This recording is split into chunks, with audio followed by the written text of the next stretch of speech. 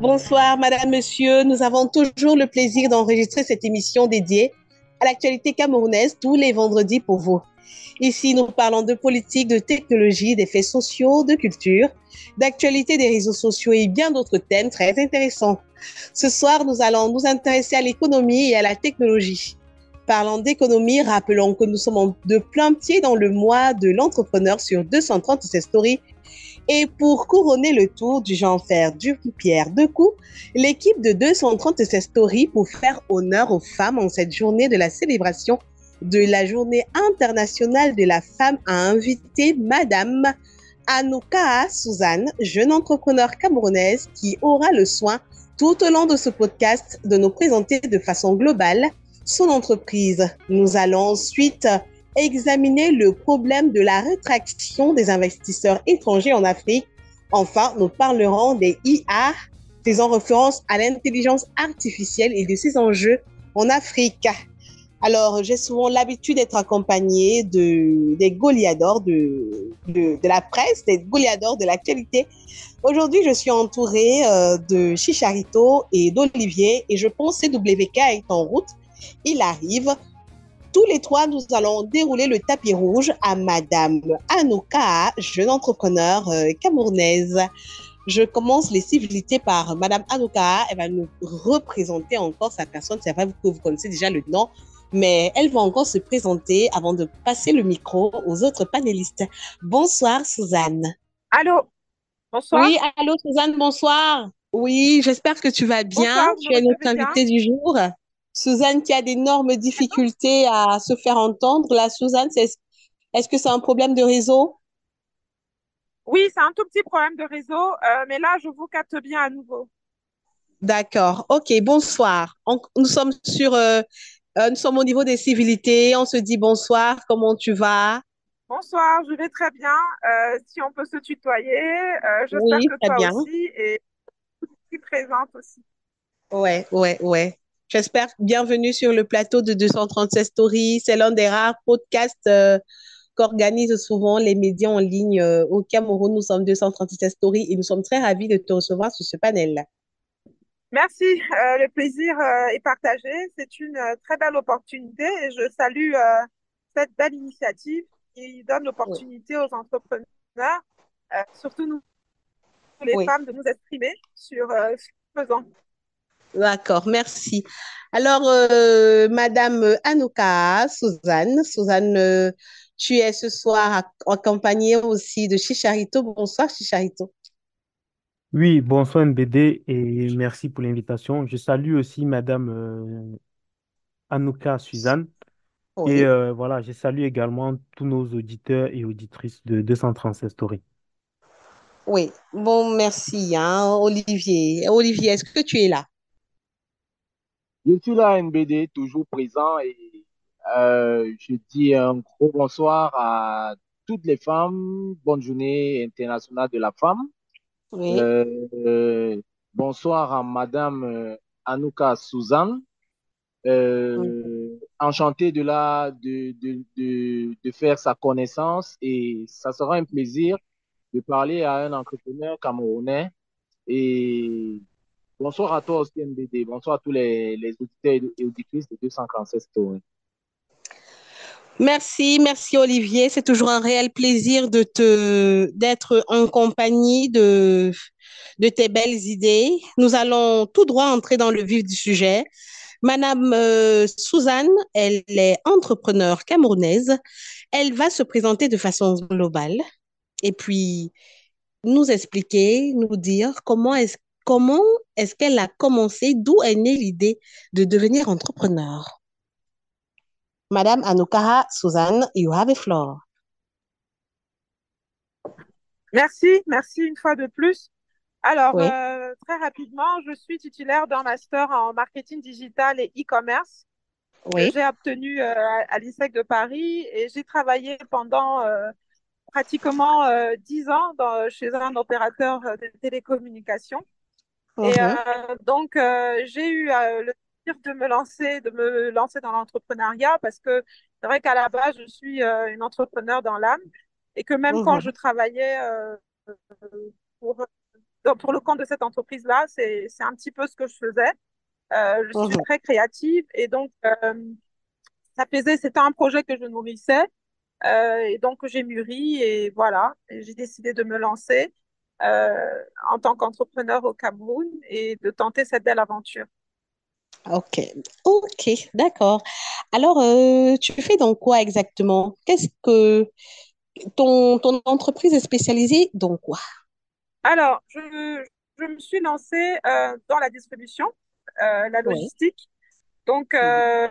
je suis arrivée dans la ville de Yaoundé et dans la ville de Douala où j'étais auparavant, j'avais cette habitude de pouvoir commander et d'être livrée. Mais une fois dans Mhm. la ville de Yaoundé, je me suis rendu compte que le service, ce n'était pas du tout possible. Et puis, je faisais pas mal d'autres activités parallèles. Et l'un des points bloquants que j'avais, c'était cette capacité à pouvoir faire parvenir les produits qui étaient commercialisés ou alors des repas que je pouvais acheter en ligne ou Oui. à distance ou même dans un restaurant, de pouvoir être livré dans les temps et dans les délais. Et donc, c'est comme ça que m'est venue l'idée de lancer Mimi Coursier.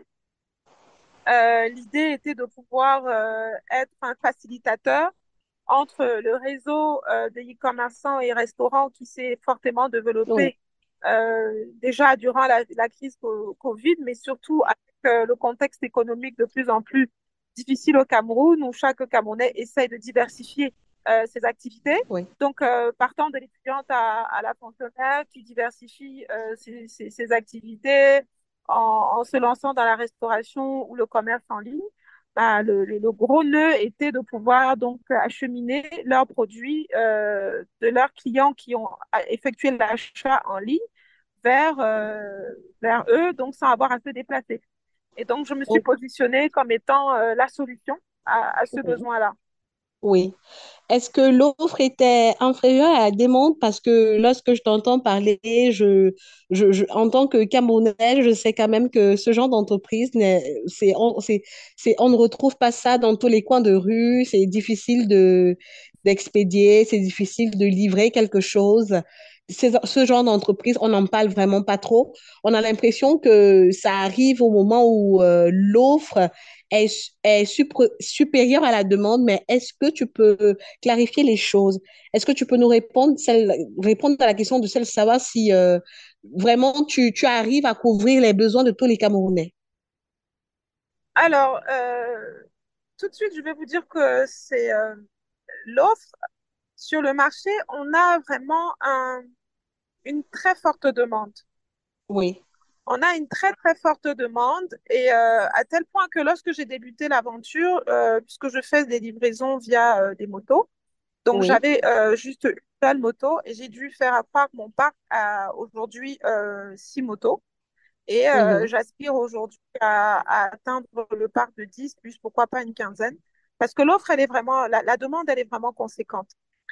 oui, Parce que euh, pas mal de Camerounais essaient de diversifier leurs revenus, comme je le disais.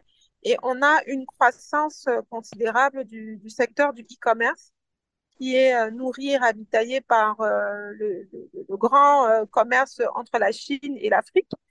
Et donc, on oui, a toutes ces marchandises là qui sont commercialisées en ligne. Et contrairement à ce que l'on pense, les Camerounais ont de plus en plus cette aptitude à commander en ligne. La différence, c'est juste qu'ils n'accepteront pas de payer tant qu'ils n'auront pas justement testé ou vu le produit. Donc, j'ai une double casquette, c'est que sur le lieu de livraison, j'effectue également le recouvrement des frais. Parce que le client final, lorsqu'il a commandé et que nous prenons rendez-vous avec lui pour confirmer la livraison, lorsqu'on se rend sur le lieu de livraison, il teste le produit, il voit que c'est conforme à ce qu'il a commandé et à ce moment, il nous remet l'argent du e-commerçant ou du vendeur en question. Et oui. donc, euh, si nous avons eu ce besoin de croissance du parc, ça veut vraiment dire que il y a un besoin, il y a une demande qui est assez conséquente. Non, ça veut dire que concrètement, quand même, cette activité nourrit son homme.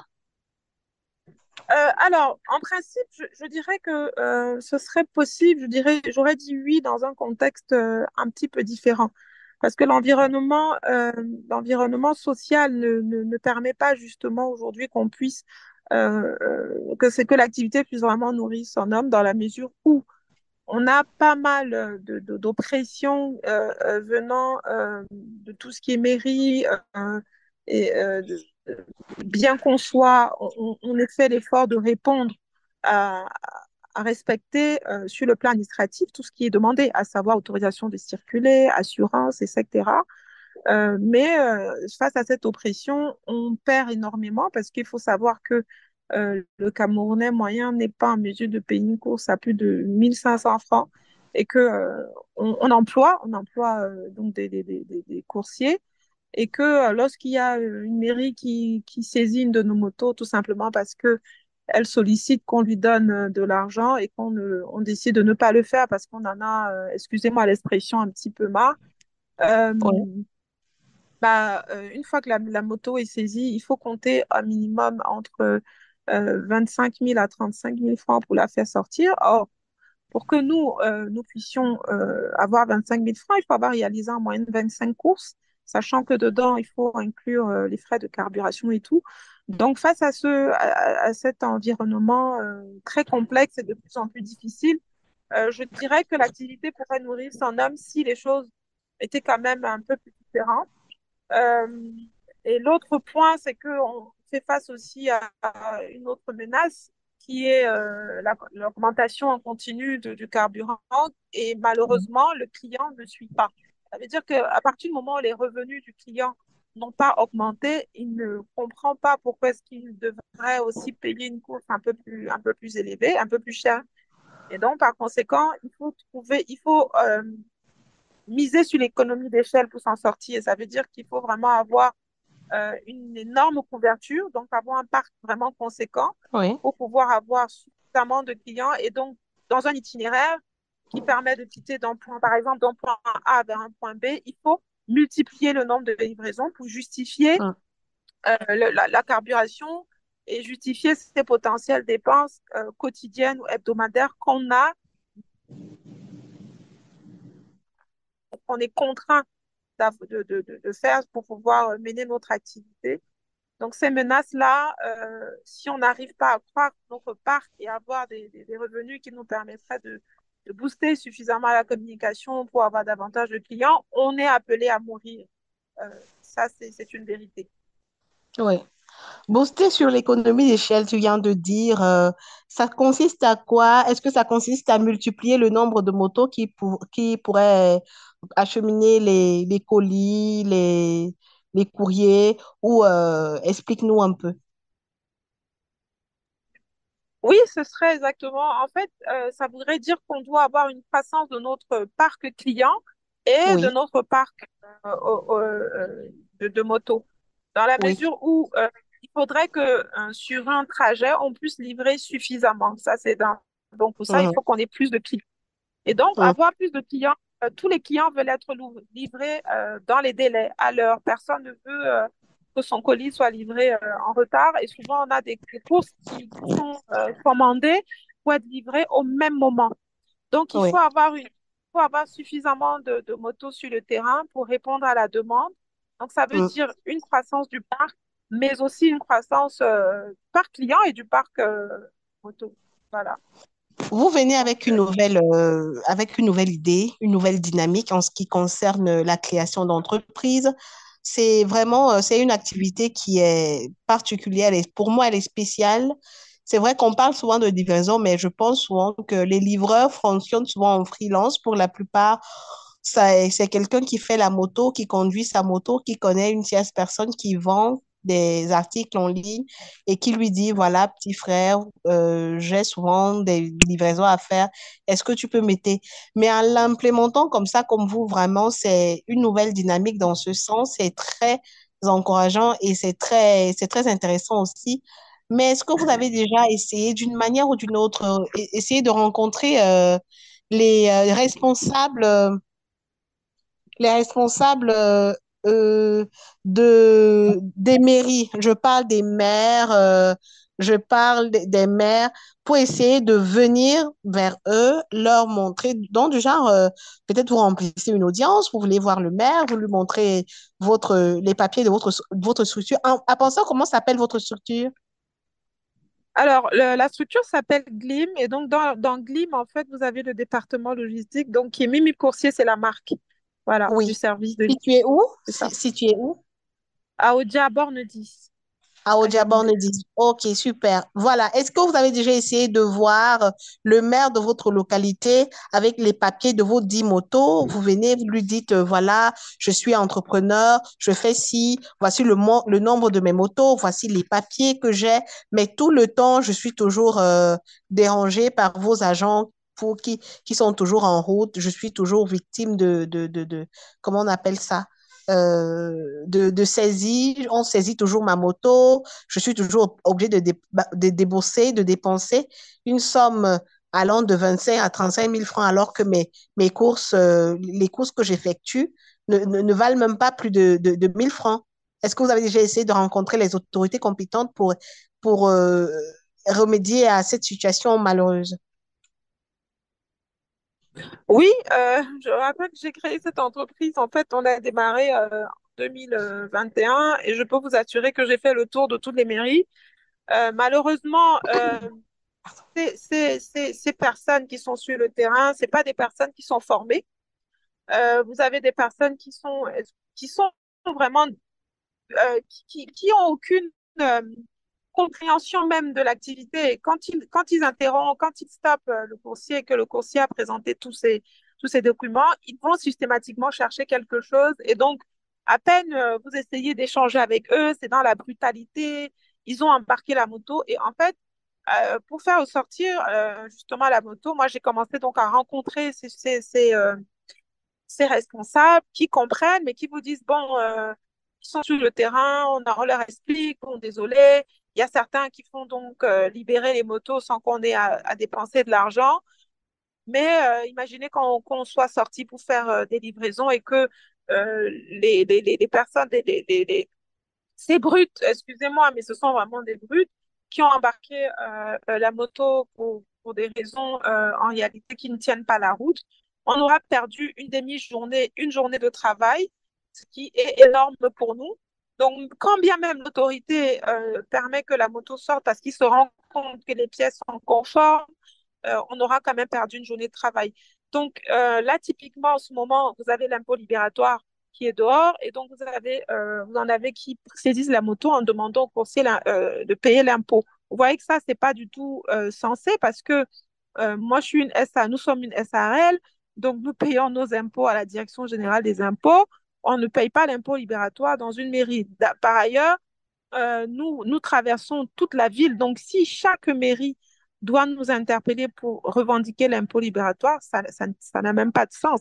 Mais vous avez en face de vous des personnes qui ne savent même pas que quand on est au régime d'une SARL, on ne dépend pas, on ne paye pas ses impôts à la mairie, mais on paye à la direction générale et qu'on doit donc des impôts et qu'on doit présenter comme document une attestation de non-redevance.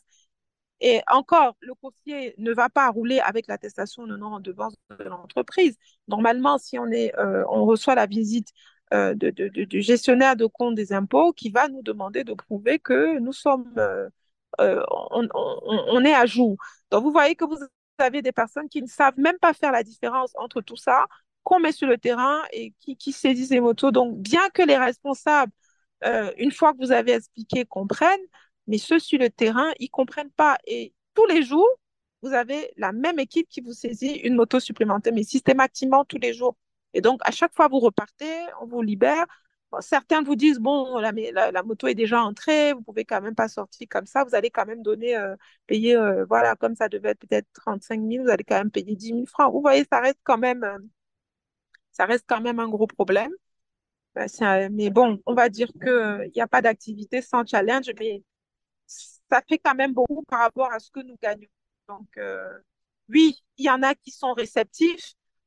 Parfois, il faut même pouvoir les rencontrer parce que souvent, ils sont aussi très mobiles parce qu'ils ont pas mal d'activités sur le terrain. Donc, vous pouvez vous retrouver dans une situation où la moto a fait 2 jours ou 3 jours. Quand vous réussissez à le rencontrer, enfin, il leur donne qu'on la libère parce que lui, il comprend. C'est une personne qui raisonne, qui connaît la loi et donc qui va dire, bon, on est désolé, mais au final, les mêmes équipes ne sont pas suffisamment formées faire la différence, pour même comprendre.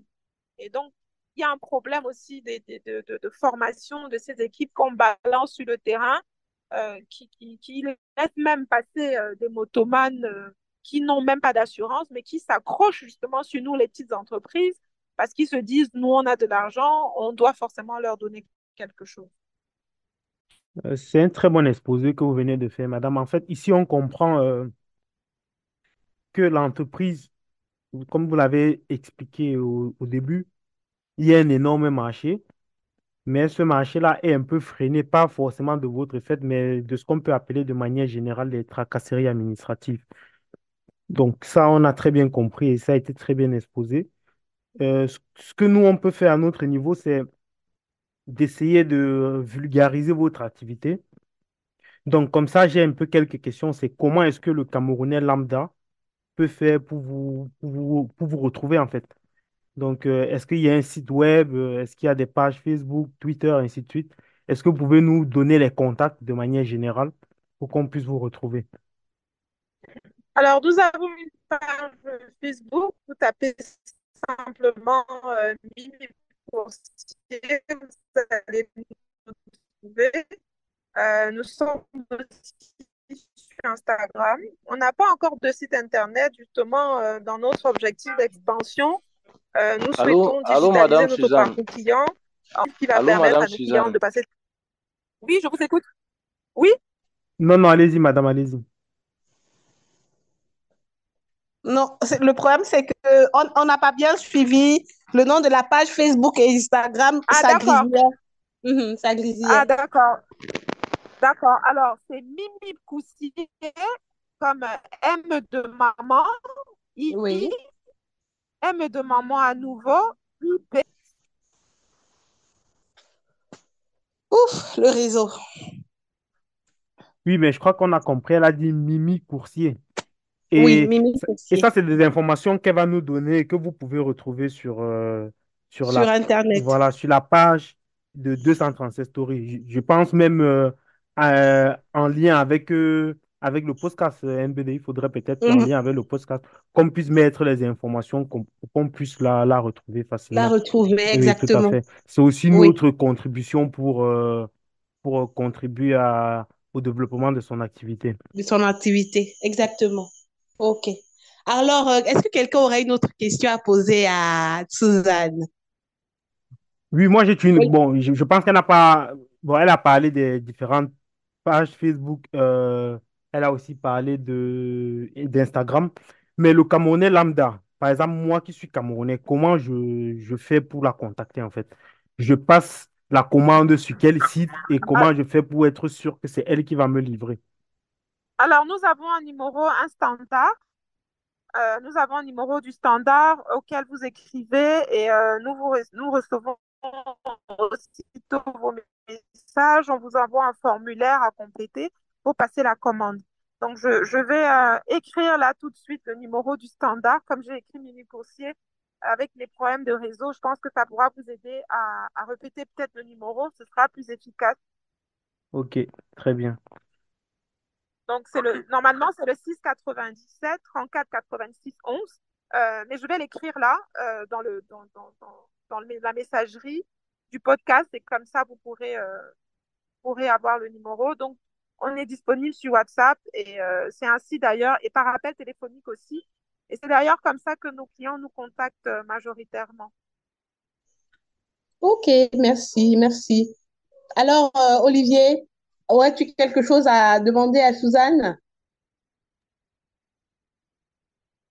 Olivier est des nôtres? Bon, si Olivier n'est pas là, c'est Non, WKL là, vient Olivier est d'arriver. là, mais Olivier, ne lui demande pas son numéro personnel, je te connais.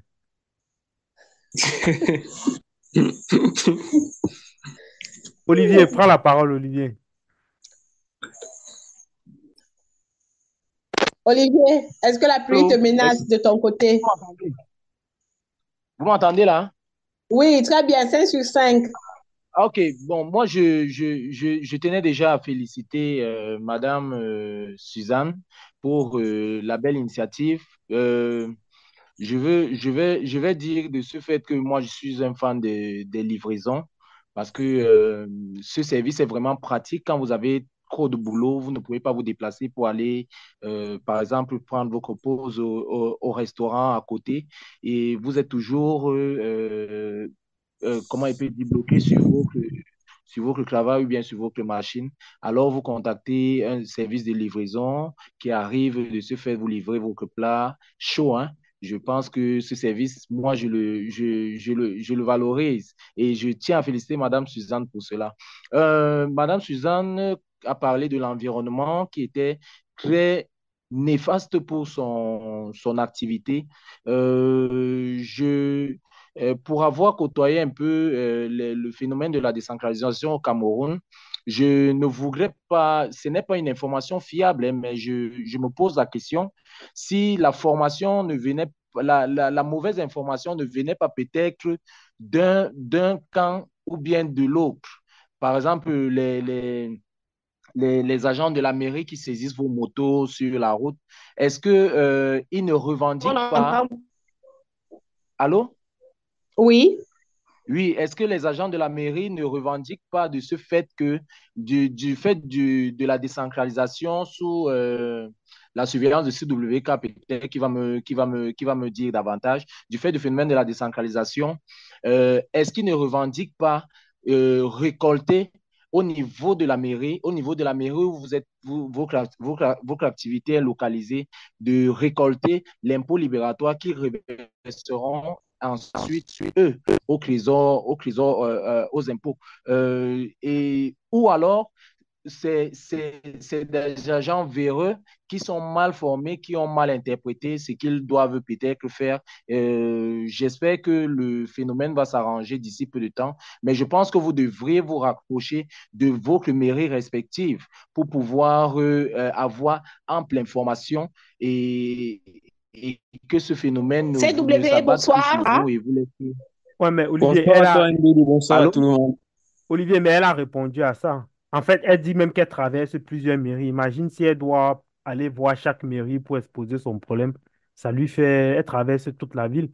Donc peut-être que D'où le, c'est... d'où Voilà, le, c'est... d'où le, d'où le fait que je demande à ce qu'elle se rapproche encore de sa mairie déjà qui va lui donner la conduite à tenir. Ouais, je pense Parce que que c'est ce qu'elle il a peut dit. avoir des agents véreux. Lorsque vous Le réseau traversez... est merdique de partout. Allô? Non, non, non, on Oui, t'entend, allô? NBD. NBD, on t'entend très bien. Lorsque vous traversez, par exemple, toute la ville, il y a des motos qui ne partent pas. Les motos, surtout les motos. Les motos Rapidement, parce que ma batterie va Ok, bientôt d'accord. me lâcher. Il y a deux faits, il y a deux points. Là, j'ai parlé du point de l'impôt libératoire, ça c'est ce qui est nouveau, mais je vais dire qu'en dehors de ça, je suis interpellée tous les jours pour X ou Y raison. Et donc, j'ai expliqué qu'au niveau de ma mairie, moi, je dépends de Yaoundé 5 et donc je paye ce qu'ils m'ont demandé, hein, taxe hygiène mobile, le document de salubrité, ça, je le paye. Tout ce qui est instincteur, machin, enfin, ce qu'ils exigent. Maintenant, au niveau de Est-ce que l'impôt, je vous vous expliquais entendez Suzanne? Parce que que moi, je l'entends presque pas. euh, par Euh, exemple, NBD, j'aurais quelques petits il y conseils a rapides à donner à Suzanne avec ta permission, vu que une son boutique, par réseau le exemple, qui est dérange un située peu. à un endroit, va payer son impôt libératoire. Je disais, en ce qui concerne le sujet des impôts, ça c'est un détail parmi beaucoup d'autres, Et mais c'est éteindre, comme je disais, il y a des changer sur le la réseau suite, il est vraiment et merdique, hein. là je vais devoir vous quitter involontairement. Merci bien, Madame Suzanne, et à la prochaine et beaucoup de courage dans votre activité. Euh, Bon, là, elle doit partir parce que, elle a un problème de réseau et de batterie exactement. aussi. Donc, Bon, on espère qu'elle va suivre le podcast bien après. Il y aura des choses qu'elle pourra obtenir. Vas-y, essaie de voir, car tu voulais rajouter quelque chose. Oui, je voulais dire en fait à Madame Suzanne, à qui je dis bonsoir, et à tous les auditeurs, de se rendre à 3 endroits pour pouvoir éviter toutes les tracasseries qu'elle subit actuellement. Il y a d'abord le COSUP. Le COSUP est situé à Ngouaekele, en face du lycée de Ngouaekele. Il y a le COSUP, c'est un centre d'orientation qui indique aux porteurs de projets vers qui se tourner pour ne pas avoir à subir les tracasseries de il y a également au niveau du Fonds national de l'emploi qu'elle aille à la branche mère qui est située en face de l'hôtel Jouvence 2000 sans publicité, c'est au quartier Fouda. Là-bas, elle demande pas à rencontrer un conseiller emploi, mais à rencontrer ils ont des encadreurs pour les entreprises. Là-bas, c'est gratuit. Tout ce que je dis là est gratuit. Elle peut également se rendre du côté d'Omnisport, à la nouvelle route Omnisport, à la montée, je crois que c'est montée Fouet. Il y a il y a un centre de jeunesse là-bas qui reçoit tous les jeunes lycées. Tout ce sont des structures gouvernementales qui accueillent gratuitement toutes les personnes qui ont des projets. Donc, elle peut se rendre dans ces 3 endroits simultanément, même le même jour si elle veut, et elle explique son problème. Ça va lui éviter beaucoup, beaucoup de pertes d'argent et surtout de pertes d'énergie.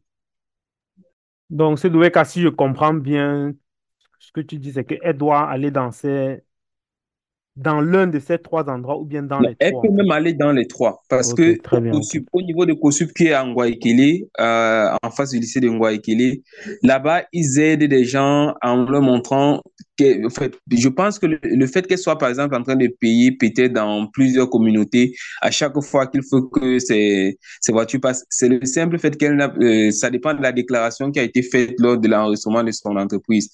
Si c'est un établissement, si c'est, vous n'avez pas me dire, par exemple, que les brasseries ne payent pas à chaque point. Et, par exemple, les brasseries, les grandes sociétés ne payeront pas à chaque fois qu'elles veulent passer dans une communauté parce qu'il y a un grand centre qui reçoit tout cela.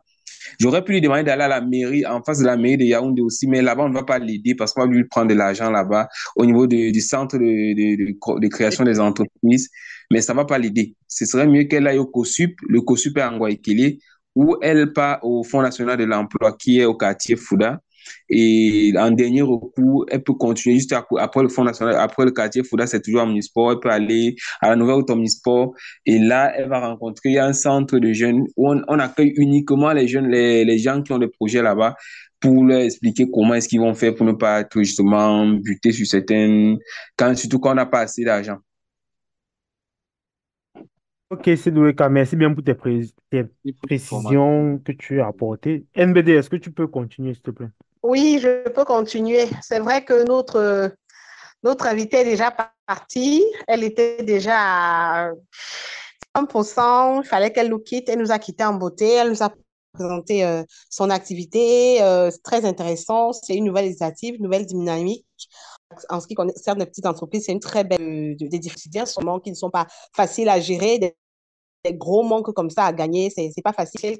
Voilà, de ses clients même.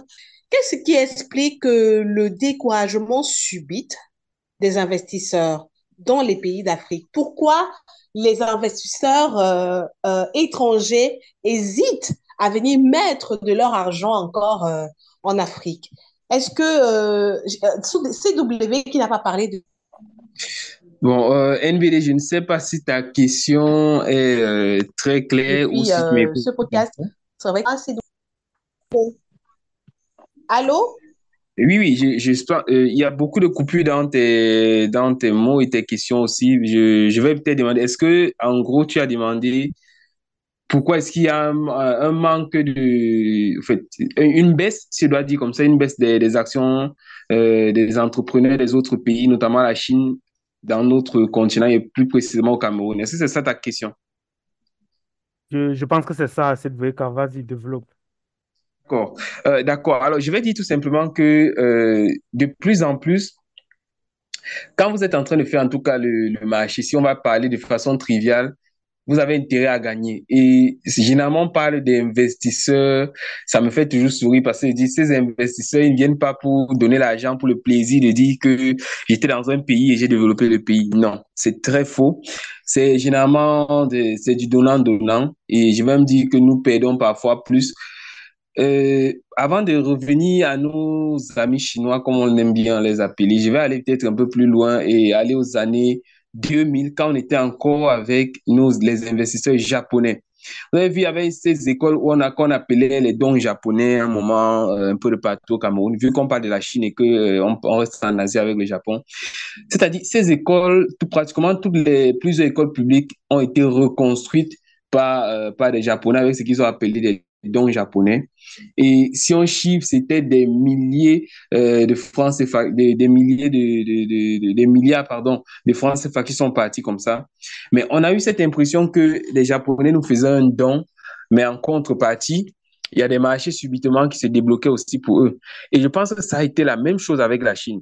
Et que c'est toujours le cas même d'ailleurs. Parce que quand on observe actuellement le marché chinois, si on va compter un peu plus de 116 milliards de francs CFA qui sont entrés, qu'on va dire, comme investissement de la Chine, je pense que pour 116 milliards de francs CFA investis par la Chine, c'est au minimum entre 500, 600, voire 1000 milliards qui vont être gagnés par la Chine.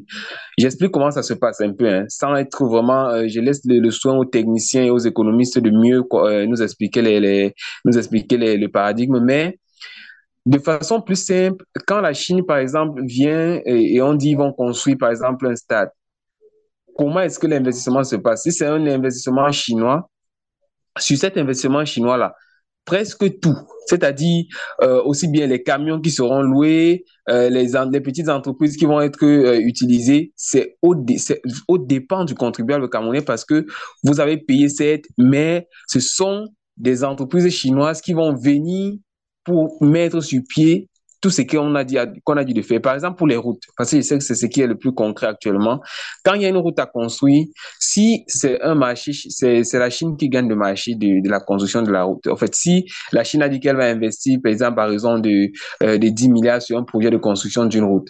Alors, ce qui est fait, c'est que c'est une entreprise chinoise qui va revenir encore, je ne sais pas si c'est toujours dans ces contractuels, mais c'est une entreprise chinoise qui est il y a toutes les chances que ce soit une entreprise chinoise qui vienne gagner le marché. Et de ce fait, on a l'impression que c'est juste ils ont te voilé les yeux. On n'est pas sûr que finalement, ce marché était un marché sérieux. Même si on va vous dire qu'on a lancé, il y a eu un appel à marché public et tout, mais généralement, c'est toujours un partenaire chinois qui va gagner. Ce n'est que les investissements canadiens pour le moment avec McGill et les constructions des stades que je n'ai pas bien compris comment ça fonctionnait. Qu'est-ce que le Cameroun gagnait en retour de ces investissements canadiens-là? Donc, ça reste encore des grandes interrogations pour moi, pour ce sujet-là. Ouais, mais du Oui, coup, oui. parce que si je comprends ton raisonnement, je me substitue un peu à NBD, hein. Si je comprends ton raisonnement, logiquement, les investisseurs devaient investir de plus en plus, puisque ils investissent, ils donnent de la main droite, bref, ils investissent de la main droite et Pour récupèrent de prendre la la main main gauche. gauche. Donc, normalement, ils devraient investir. Donc, la question d'NBD, c'est pourquoi les investissements baissent? Justement, vous savez, quand on est dans ce genre de marché, il y a donc un autre gros souci que beaucoup ne disent pas. C'est le souci de la corruption, c'est le souci de l'insécurité, pas seulement l'insécurité au niveau de la guerre ou des choses de ce genre, mais l'insécurité dans le sens où aucun investisseur n'est sûr de rentrer dans ces fonds. Ça veut dire que il y a des marchés de dupes qui sont passés derrière. Quelqu'un qui vient pour investir à hauteur de peut-être 100, disons 10 millions, 10 milliards de francs CFA et qui n'est pas sûr qu'en retour il pourra obtenir 60 milliards, il va hésiter. Surtout qu'il y a entre ces histoires de copinage qu'on ne cache plus. À un moment, tu verras, c'est toujours une entreprise qui est peut-être l'entreprise d'un ministre ou bien d'un ami du ministre ou bien même plus loin d'un frère du ministre qui va gagner le marché. Et si c'est qu'un marché peut être fait, normalement peut-être un marché qui peut être fait à 1 million, on va réussir à surtaxer, à surfacturer ce marché-là et on va se retrouver avec des choses du genre, ces différents stades qui sont construits avec des coûts faramineux pour un seul camion de sable. Quand vous entendez près de 400 000 francs pour un camion de sable et tout, alors que la Mercurial même, petite curiosité, ne dit même pas qu'on peut atteindre ça 400 000. La Mercurial au trop va te retrouver autour de 100, 150 000, 200 000. Mais comment on a réussi à faire doubler ce chiffre-là? Si forcément, s'il n'y a pas de gars derrière qui vont gagner quelque chose. C'est ça qu'on aimerait bien comprendre. Donc, je me dis, quelque part, Chicharito, que c'est cette réalité-là que les investisseurs ont commencé à prendre et ça joue aussi au niveau des autres. Si c'est qu'un investisseur n'est pas en confiance, on va peut-être venir voir les patrons pour leur expliquer peut-être au niveau du GICAM, pardon, que vous devez investir, vous personnellement, vous devez payer vos employés à tel montant. Mais si un patron est prêt à payer son employé, par exemple, à 100 000, ça peut faire bouger l'économie. Mais l'État ne peut pas suivre le même rythme que, par exemple, les patrons parce qu'il va voir, ça va gonfler son budget. L'État va être donc obligé de faire des sous-traitances. Et ces sous-traitances, c'est avec qui? Les mêmes amis des ministres, les amis de ceux des décideurs, en fait. C'est-à-dire, il y a un manque de transparence. Et je me dis que c'est le manque, le fait que ce ne soit pas transparent, ça joue beaucoup contre le fait que ça joue en fait contre les investisseurs qui voudraient bien se prêter au jeu. Bon, de mon point de vue, moi, je ne serais pas totalement d'accord avec toi, dans le sens Bon, où, le contraire m'aurait surpris. dans le sens où quand un investisseur vient, il ne connaît pas forcément qui est le ministre, si l'entreprise appartient à l'entreprise du ministre. Il vient investir dans une affaire et il attend un résultat où il espère faire une plus-value. Mais là où je te rejoins peut-être, c'est au niveau de... Pour moi, il y a par exemple le contexte sécuritaire. Quand un pays est en guerre, bon, certains investisseurs hésitent quand même à y injecter leur argent. Ça me paraît normal. Maintenant, il y a aussi un autre facteur que j'aimerais souligner. Et pour moi, ce n'est pas un facteur à négliger, c'est la justice. Si tu investis dans un pays où tu n'es pas sûr de la qualité de la justice, pour moi, tu prends un très gros risque. C'est même pour moi même le premier facteur, en fait. Parce que si tu investis dans un pays où du jour au lendemain, quelqu'un peut se lever et s'approprier ton business, ton investissement, sans que tu ne puisses voilà, obtenir gain de cause à la justice, bah, là, par exemple, ça, comment je vais expliquer ça? Ça te ralentit un peu, j'ai envie de dire comme ça te freine dans ton investissement. Donc, pour moi, à ce niveau, qu'est-ce qui peut empêcher, ou bien qu'est-ce qui empêche ou bien qu'est-ce qui est la résultante de la baisse des investisseurs en Afrique de manière générale? Moi, j'ai envie de dire qu'il y a le contexte sécuritaire. Et il y a aussi la qualité de notre justice qui fait en sorte que voilà, certains investisseurs freinent un peu des quatre fers avant d'injecter leur argent dans nos différents pays africains. Bon, ouais, là encore, je te dis que je suis pas aussi d'accord avec toi pour mille et une raisons. Hein. Mais bien sûr, tu as le droit. Hein. C'est la démocratie, tu as le droit de ne pas être d'accord avec du bonjour à tous. Bonsoir, Joe. Mais non, avant peut-être de laisser la parole aux autres, je vais te dire pourquoi je pense que je ne suis pas d'accord. Parce qu'il y a des types d'investisseurs qui s'en fichent royalement de la situation interne d'un pays. Et exactement, la Chine fait partie de ce genre d'investisseurs-là. La Chine ne viendra jamais poser des questions du style où est-ce qu'on en est avec les droits humains là-bas, qu'est-ce que Human Rights Watch dit par rapport aux droits humains dans ce pays-là, au niveau de de l'indice par exemple de pauvreté ou bien de l'indice de développement humain. C'est-à-dire, c'est vraiment le dernier de leurs soucis. Ouais, mais c'est pas ce que j'ai dit. CWK, CWK. Oui, Joe. CWK, une question. La Chine Oui. investit dans quel domaine? Justement, il y a les domaines dans lesquels, bon, investir, c'est trop parler. Ils vont investir dans les domaines où ils ont d'abord, de la matière première. La matière première, pour eux, qu'en ce moment, quand on parle d'investissement, c'est la connaissance. Ouais, oui, la Chine investit dans des domaines à fort taux de rendement où ils n'ont pas besoin de stabilité ou bien du pouvoir. Ils savent que je mets 5 millions là, je retire 5 millions en un an. Je n'ai pas de risque. La Chine investit parce qu'elle n'a pas de risque. Elle ferme les yeux sur toutes ces affaires-là. Est-ce que tu as vu la Chine investir dans des domaines porteurs qui pourraient tirer l'économie africaine vers le haut? L'investissement de la Chine, ce n'est pas un investissement qui nous tire vers le haut, qui nous amène à nous développer. L'investissement de la Chine, c'est un investissement où la Chine cherche en majorité son profit, peu importe ce qui se passe. Et ça, c'est pas investir. Ouais, mais les gars, je ne suis pas trop d'accord avec vous. L'extraction de la matière première, moi, je ne pense pas que ce soit un vrai investissement là-bas.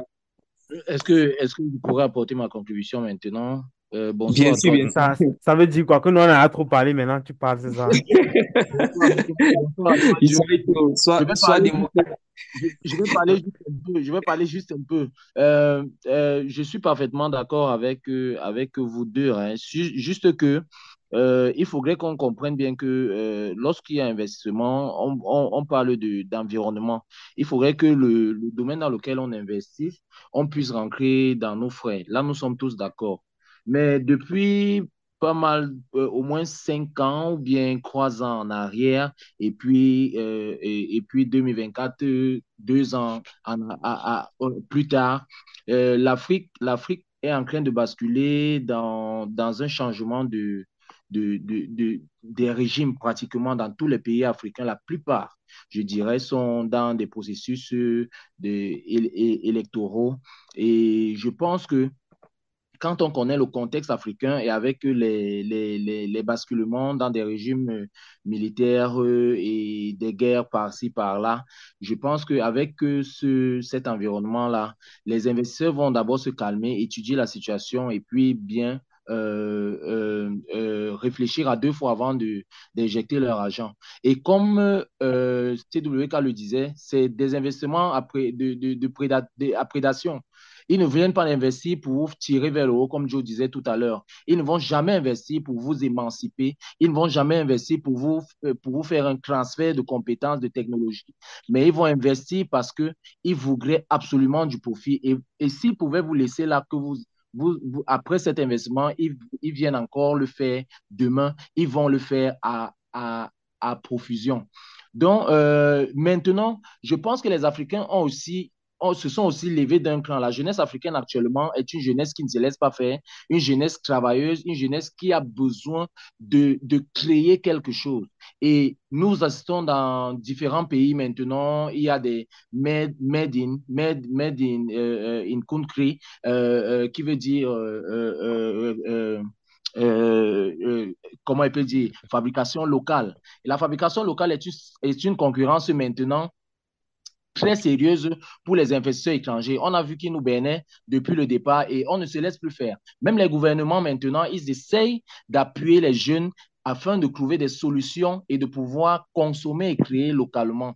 Je pense qu'avec tout cela, le terrain n'est plus assez dégagé pour que les investisseurs viennent injecter leur argent, comme ils nous appellent toujours. C'est une aide qu'ils font, et puis pour retirer 1 000 milliards demain. Les Africains sont capables maintenant de pouvoir construire des routes.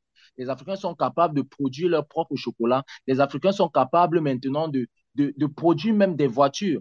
Et d'où maintenant, il y a ce qu'on appelle une prédation des cerveaux africains. Parfois, vous entendez que celui-ci est mort alors qu'il a inventé.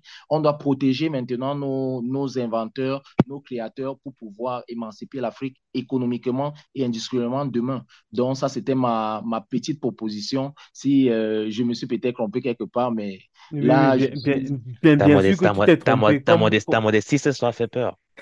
bien sûr que tu t'es trompé comme d'habitude, Olivier. Donc, c'est le contraire. Non, non, je rigole, Olivier. Mais non, je suis pas totalement d'accord avec vous quand vous dites que, surtout quand vous vous focalisez les investissements sur la Chine, tous les investisseurs étrangers, même les investisseurs camerounais, investissent pour gagner. Personne n'investit pour perdre. Maintenant, la Chine, en tant que pays investisseur étranger, investit là où l'État du Cameroun a besoin que la Chine investisse. La Chine ne décide pas d'investir sans l'autorisation de l'État. Et où est-ce que l'État, de manière générale, dirige les sements étrangers? J'ai envie de dire que c'est, ou bien chinois précisément, c'est très souvent dans les routes, dans les minerais aussi, par exemple. Donc, moi, je ne suis pas trop d'accord avec vous quand vous dites que ce ne sont pas des investissements à forte valeur ajoutée. Ce sont des Mais non, investissements. je Chicharito, Oui, Chicharito. Non, oui, Tito, tu n'es pas Quand, sérieux. je suis même très sérieux. Oui, quand la Chine injecte 1 million oui, dans un prêt, oui, parce qu'on investit, quand l'investissement de la Chine, c'est comment quand tu parles des infrastructures, par exemple, oui, quand la Chine arrive, c'est une banque chinoise qui finance, oui, c'est des ouvriers chinois qui travaillent. oui. Tout l'investissement, ça nous apporte quoi au finish? Un OK. produit fini. Très bien, Olivier. Joe. Un produit fini. On Non, va pas mais dire, on va pas dire que c'est seulement la route. On voudrait aussi apprendre à construire les routes. très bien. Mais maintenant, en fait, ce que tu mets en lumière, Joe, et je suis tout à fait d'accord avec toi. Maintenant, c'est le partenariat gagnant-gagnant. La Oui. Chine vient avec ses Mais c'est investissements. toujours ce que moi j'ai dit Et dans nos podcasts, hein, c'est qu'on ne oui, remplace pas donc, un maître par un autre maître. exactement. Mais maintenant, à ce niveau, la Chine vient avec ses investissements et te dit, voici mes conditions. Mais la Chine ne t'impose pas, la Chine ne te force pas. C'est des discussions. On parle là d'État à État. C'est à nous C'est maintenant de parce, c'est proposer à la parce qu'on Chine. sait aussi, c'est parce qu'on sait aussi comment ça fonctionne. La Chine connaît Effectivement. le modèle de corruption qu'il y a. Elle sait comment il faut faire des choses pour pouvoir gagner des marchés, Voilà, des donc du choses qui ne coup, passent pas, des choses qui ne passent pas avec ah d'autres. ben voilà. Donc, Et donc à ce moment-là, Joe, c'est tu pour ça que je critiques dis qui, que la chez Chine nous, ou c'est nous-mêmes non, qu'on doit nous, critiquer? Voilà, c'est exactement. nous-mêmes qui critiquons parce Ben que c'est voilà. nous qui choisissons Et ce modèle ben, d'investissement pour exactement. nous. Là, je suis C'est d'accord nous avec qui toi. le choisissons. C'est pas là, on peut bien dire non à la Chine, on peut bien faire des appels d'offres, Tu vois? on peut bien chercher un partenariat win-win. Mais comme on a des institutions corrompues aujourd'hui qui cherchent chacun pour son ventre, une fois qu'il y a des rétrocommissions, quand je te prends l'exemple de la Chine, des endettements qu'on fait pour nos futures générations, on est endetté à des hauteurs pas possibles. J'ai- Il y a des pays où la Chine a complètement confisqué un pays. Je parle, on parlait de du Mozambique ou un truc comme ça, là, un pays de l'Afrique de l'Est, Oui, où la Chine a complètement confisqué le pays parce qu'on lui a vendu le pays. La Chine, aujourd'hui, elle est à la recherche de ça. Elle est à la recherche d'un exutoire pour ses populations. Euh, Elle est à la recherche. Joe, C'est je suis c'est- d'accord c'est avec ce toi, but. mais après, je me rappelle plus le nom exact du pays, mais je voudrais je me compléter rappelle d'un pays où la Chine avait construit un port. C'est l'État qui avait demandé à l'investissement chinois de construire le port. Sauf que une fois le port construit, le port n'a pas rapporté. L'État chinois ou bien l'investisseur chinois réclamait son dû. Sauf que l'État en question, je crois que c'était Djibouti, je ne suis pas très sûr de l'information, C'est un du pays de nom la du Corne de pays, l'Afrique. Ouais.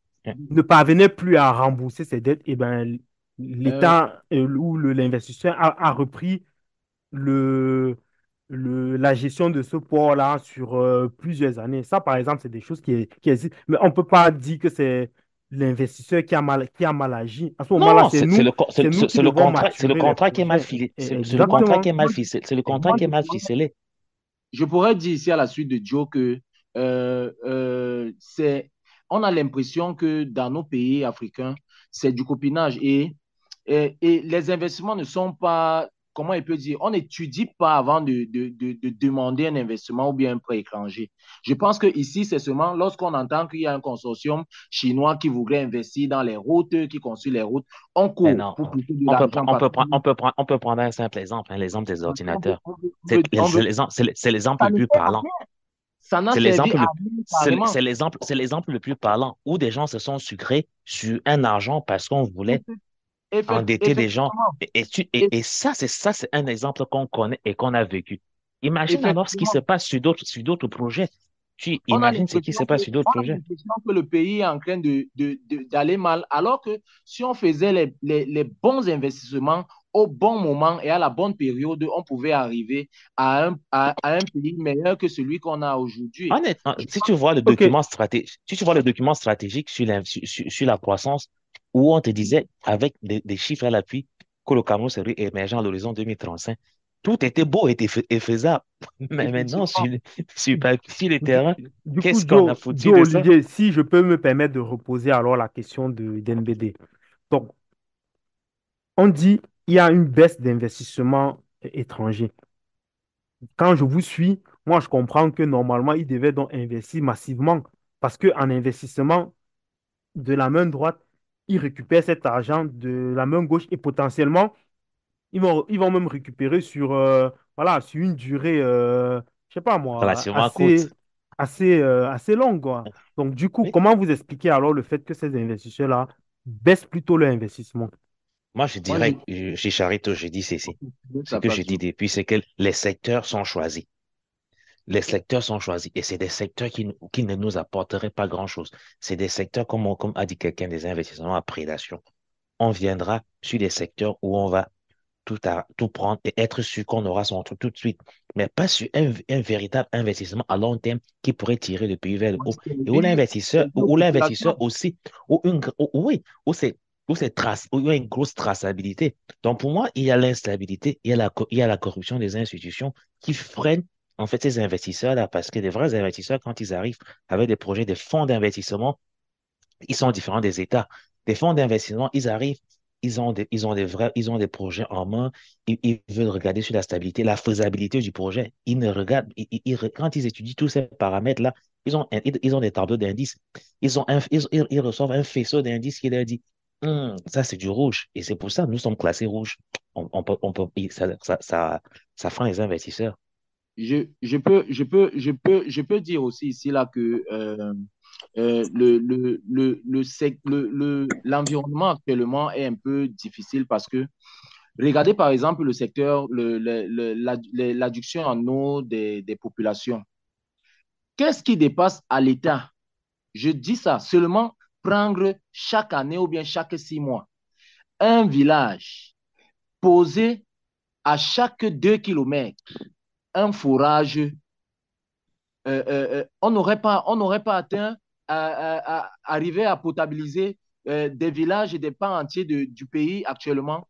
Mais je vous assure qu'il y a des fonds d'investissement qui arrivent au Cameroun et qui font des partenariats avec l'État pour endetter en plus l'État, disant qu'ils apportent des forages partout. Quels sont les forages qu'on ne peut pas faire? On a des ingénieurs ici qui font des forages partout, ancrés dans des résidences un peu partout ici dans les nouveaux quartiers à Yaoundé. Mais est-ce qu'on a besoin de s'endetter sur ce genre de trucs? Je pense que l'État aussi a déjà vu que l'endettement est en train de le tirer vers le bas et on n'arrivera pas on n'arrivera pas à l'émergence à l'horizon 2045. Et je pense que tout maintenant est verrouillé. Et maintenant, pour investir au Cameroun, il faudrait investir sur un secteur vraiment porteur que l'État choisit, comme on disait tout à l'heure, que l'État choisit et qui va profiter aux populations. Et c'est pour ça que moi, je vais encore féliciter cela. C'est bien, c'est vrai que c'est arrivé très tard, mais actuellement, le gouvernement est en train de tout faire pour pouvoir arriver à ce modèle d'investissement-là qui profite aux populations et pour les populations d'abord. Ok, je voulais un peu rebondir sur ce que Olivier dit et poser une question à CWK et Joe. Enfin, ce que je voulais par exemple savoir, c'est est-ce que l'État, justement, j'aimerais aussi ce que Olivier disait, est-ce que l'État ne peut donc pas profiter du fait qu'il y ait une baisse des investisseurs étrangers ou peut-être trouver une autre formule permettant déjà à l'État lui-même d'investir et après de permettre aux investisseurs étrangers de revenir. Je m'explique.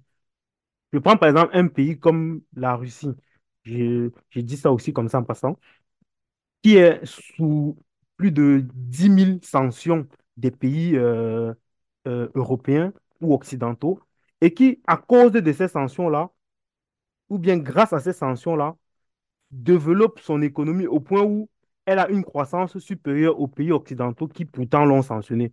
Donc, est-ce que vous ne pensez pas que, ou bien, quel est votre avis sur cette question-là? Comment est-ce que le gouvernement peut faire pour transformer cette baisse des capitaux étrangers en quelque chose, en un atout pour l'économie du Cameroun? C'est le VK Joe, à qui veut la parole? Bon, pour ma part, je pense que la question est très belle, mais il y a certaines réalités auxquelles l'État doit faire face. On a beau vouloir mettre de côté le géant chinois qui est un partenaire intéressant, entre guillemets, intéressant du moment où il ne gâte pas les affaires de certaines personnes, mais c'est difficile. C'est difficile pourquoi? Parce que j'ai lu deux petits articles très intéressants, l'un sur le site de la présidente de la République du Cameroun, où on reconnaît que la Chine a, en termes d'investissement au Cameroun, par an, enfin, depuis 2013, depuis 2017, pardon, à peu près 3700 milliards de francs CFA. Ça sont les investissements. J'ai essayé de traduire, ça fait quelque chose, c'est aussi ce que le gouvernement, le site de l'ambassade de France au Cameroun dit, la Chine est le premier créancier du Cameroun. C'est quand même bizarre, avec un peu près de 7% de la dette camerounaise. Donc, la Chine qui investit 150 millions de dollars au Cameroun récupère derrière généralement, je dis, non, la Chine qui investit 1 million de dollars récupère généralement au minimum 150 millions de dollars. Là, les chiffres sont calculés par la France. C'est juste pour vous faire entrevoir combien il est difficile vraiment de quitter le partenaire chinois parce que il y a certaines conditions, certains marchés de dupes qui ont dû être signés. Il y a, par exemple, ce genre de marché qui était signé à la France où on vous dit quelqu'un va exploiter ton port pendant 99 ans. Mais on a vu ça où ça n'existe nulle part. Un endroit où vous n'allez pas faire qu'un État étranger exploite votre port ou exploite peut-être votre aéroport pour une durée pratiquement de 100 ans Juste, attends, mais qui sera là pour suivre le contrat entre-temps? Donc, le fait que la Chine, actuellement, la Chine pousse des parties, le Cameroun, pardon, pousse des parties de ce genre de contrat, parce que je suis sûr que c'est aussi ce genre de choses qui freinent le Cameroun et qui empêchent le gouvernement de peut-être investir directement. Ce n'est pas aisé de facilement signer des contrats de 30 ans, 50 ans et du jour au lendemain, venir dire qu'on va rompre ces contrats-là, sous peine de sanctions internationales peut-être. Mais il y a une solution. Il y a la tétutesse. J'appelle ici la solution de la tétutesse, c'est un peu comme l'a fait des pays comme le Mali, des pays comme le Burkina Faso. C'est-à-dire, vous dites, OK, vous dites que nous avons 150 millions de dettes, à vous, 150 milliards de dettes à vous rembourser. On dit, OK, ben nous, on ne paye pas. On dit, on ne paye plus. C'était bon, on ne va pas payer. Cessez d'investir chez nous. Avec ce que vous avez fait, on va essayer de se relancer. Mais cette solution aussi n'est pas la pollution. Si on connaît bien le président Paul Biya, ce n'est pas vraiment la solution qu'il prônerait. Ce n'est pas Mais, la solution. mais je suis désolé, il n'y a aucun pays qui peut faire ça. Je Tu dis que dois c'est de ça, l'argent à quelqu'un et tu dis non, je ne paye pas. En plus, ça existe. on parle C'est ce pas que du le Mali Gabon, a on parle de fait. la Chine. Je te dis que Là, c'est ce que le c'est... Mali a fait. Le Mali a refusé de payer toutes les dettes françaises. Le Burkina Faso l'a fait. Et je pense qu'il y a un Ah troisième pays bon? aussi qui l'a fait. Oui, oui, oui. Ils ont, Je suis de cette info. Refuser de je- payer la dette. j'ai fait histoire à l'école et vous pouvez encore regarder, on l'appelait l'ancien dictateur malien, là, celui qui a créé la République du Mali et qui avait qui avait un peu, il y avait la monnaie malienne à ce moment-là. Il a refusé de payer la dette Ouais, bon. et il a refusé, tu sais, le temps que Ouais, mais son nom du coup, revient. là, tu parles des choses du passé, en fait. D'il y Ce a que tu dis combien le d'années à passé, peu près? ce que tu dis le passé, c'est justement ça qui nous rattrape jusqu'au présent maintenant. C'est-à-dire, je te parle des gens qui signent des contrats de 99 ans. C'est-à-dire, toi et moi n'étions même pas nés. Les dettes que nous payons maintenant ne sont même pas les dettes que nous n'étions même pas sur des dettes. On paye déjà ces dettes-là. J'aurais C'est ce peut-être genre de contrat que Ouais, mais c'est on Doué, refuse ce que veut dire, d'accepter. c'est qu'on ne peut pas décider comme ça. Parce que si le C'est Cameroun ne quand tu paye pas parles la de dette de Modibo Keïta. La Chine ne paye pas la dette de la France ne paye pas la dette des États-Unis, s'il vous bon, plaît. toi-même, tu vois que ça ne va pas, en Si fait. tu peux ça, je t'aurais peut-être laissé continuer, mais je pense que sur une certaine lancée, je ne suis pas d'accord. Comme je serais d'accord avec Chicharito, disant que un État ne peut pas décider de ne pas payer une dette. Mais je pense que ce que le Mali et les pays de l'AES ont fait, c'est que ils se sont réappropriés, ils ont renationalisé toutes les Exactement. entreprises, disant que Exact. bon, là, l'exploitation de Si l'or c'est que au vous moins êtes en ça, train pourquoi de pas sa faire, renationalisation? Pour nationaliser, par exemple, Eneo, qu'est-ce qu'il faut faire? Il faut payer les dettes, par exemple, à l'entreprise anglaise qui non, détient Eneo écoute ce que actuellement. Mais c'est écoute vrai. ce que le Mali a fait. Le Mali a dit que l'exploitation de l'or maintenant qui était faite par une entité qui était étrangère au pays ne va plus être faite. On reconnaît qu'il y a la dette, mais maintenant on va exploiter notre or. On va Est-ce que gérer tu es avec. d'accord que ça veut dire qu'on a rompu un contrat pour arriver là-bas? Oui, mais Mais ça ne On veut pas dire doit... qu'on a on a refusé de réussi, payer mais on la n'a dette. pas C'est refusé de payer différent. la dette. Est-ce On que a rompre un réussi, on n'a pas contrat refusé entraîne de payer également la des dette. dettes? Et moi, je te dis que actuellement, avec les 2 ans ou 3 ans qui se sont déjà écoulés, le Mali est capable à déjà peut-être rembourser presque la moitié de sa dette. C'est pas parce que peut-être ce n'est pas encore un communiqué officiel, Je suis mais d'accord avec parce toi pour une fois, parce Olivier. qu'ils Pour sont une en fois, train je suis d'accord avec toi. Mais c'est de ce que je gérer vous leur dis. propre. Je suis d'accord avec vous. Mais... Regarde par exemple, Mhm. s'il te plaît, regarde par exemple la RTC qui a récupéré le port de Douala. Regarde ce qui est en train de se faire. Parce que nous gérons notre propre port actuellement, nous avons des rentrées assez conséquentes et nous, et Bolloré même n'arrive pas à croire ses yeux ou bien ses oreilles. Nous sommes capables de rembourser maintenant tous les frais que Bolloré a dépensés et machin, et plus vite que prévu. Alors que si on était toujours sur l'emprise de Bolloré, on aurait dit que bon, ici, il y a opacité d'abord dans la gestion. On ne déclare pas les montants qui sont réellement perçus, les recettes perçues. On dit que bon, ils arrivent, ils vous disent qu'on a fait 90 francs aujourd'hui. Bon, demain, on a fait 30 francs. Ce n'était pas bon, les bateaux n'entraient pas. Alors qu'on sait que le port de Douala est l'un des ports les plus fréquentés de l'Afrique centrale.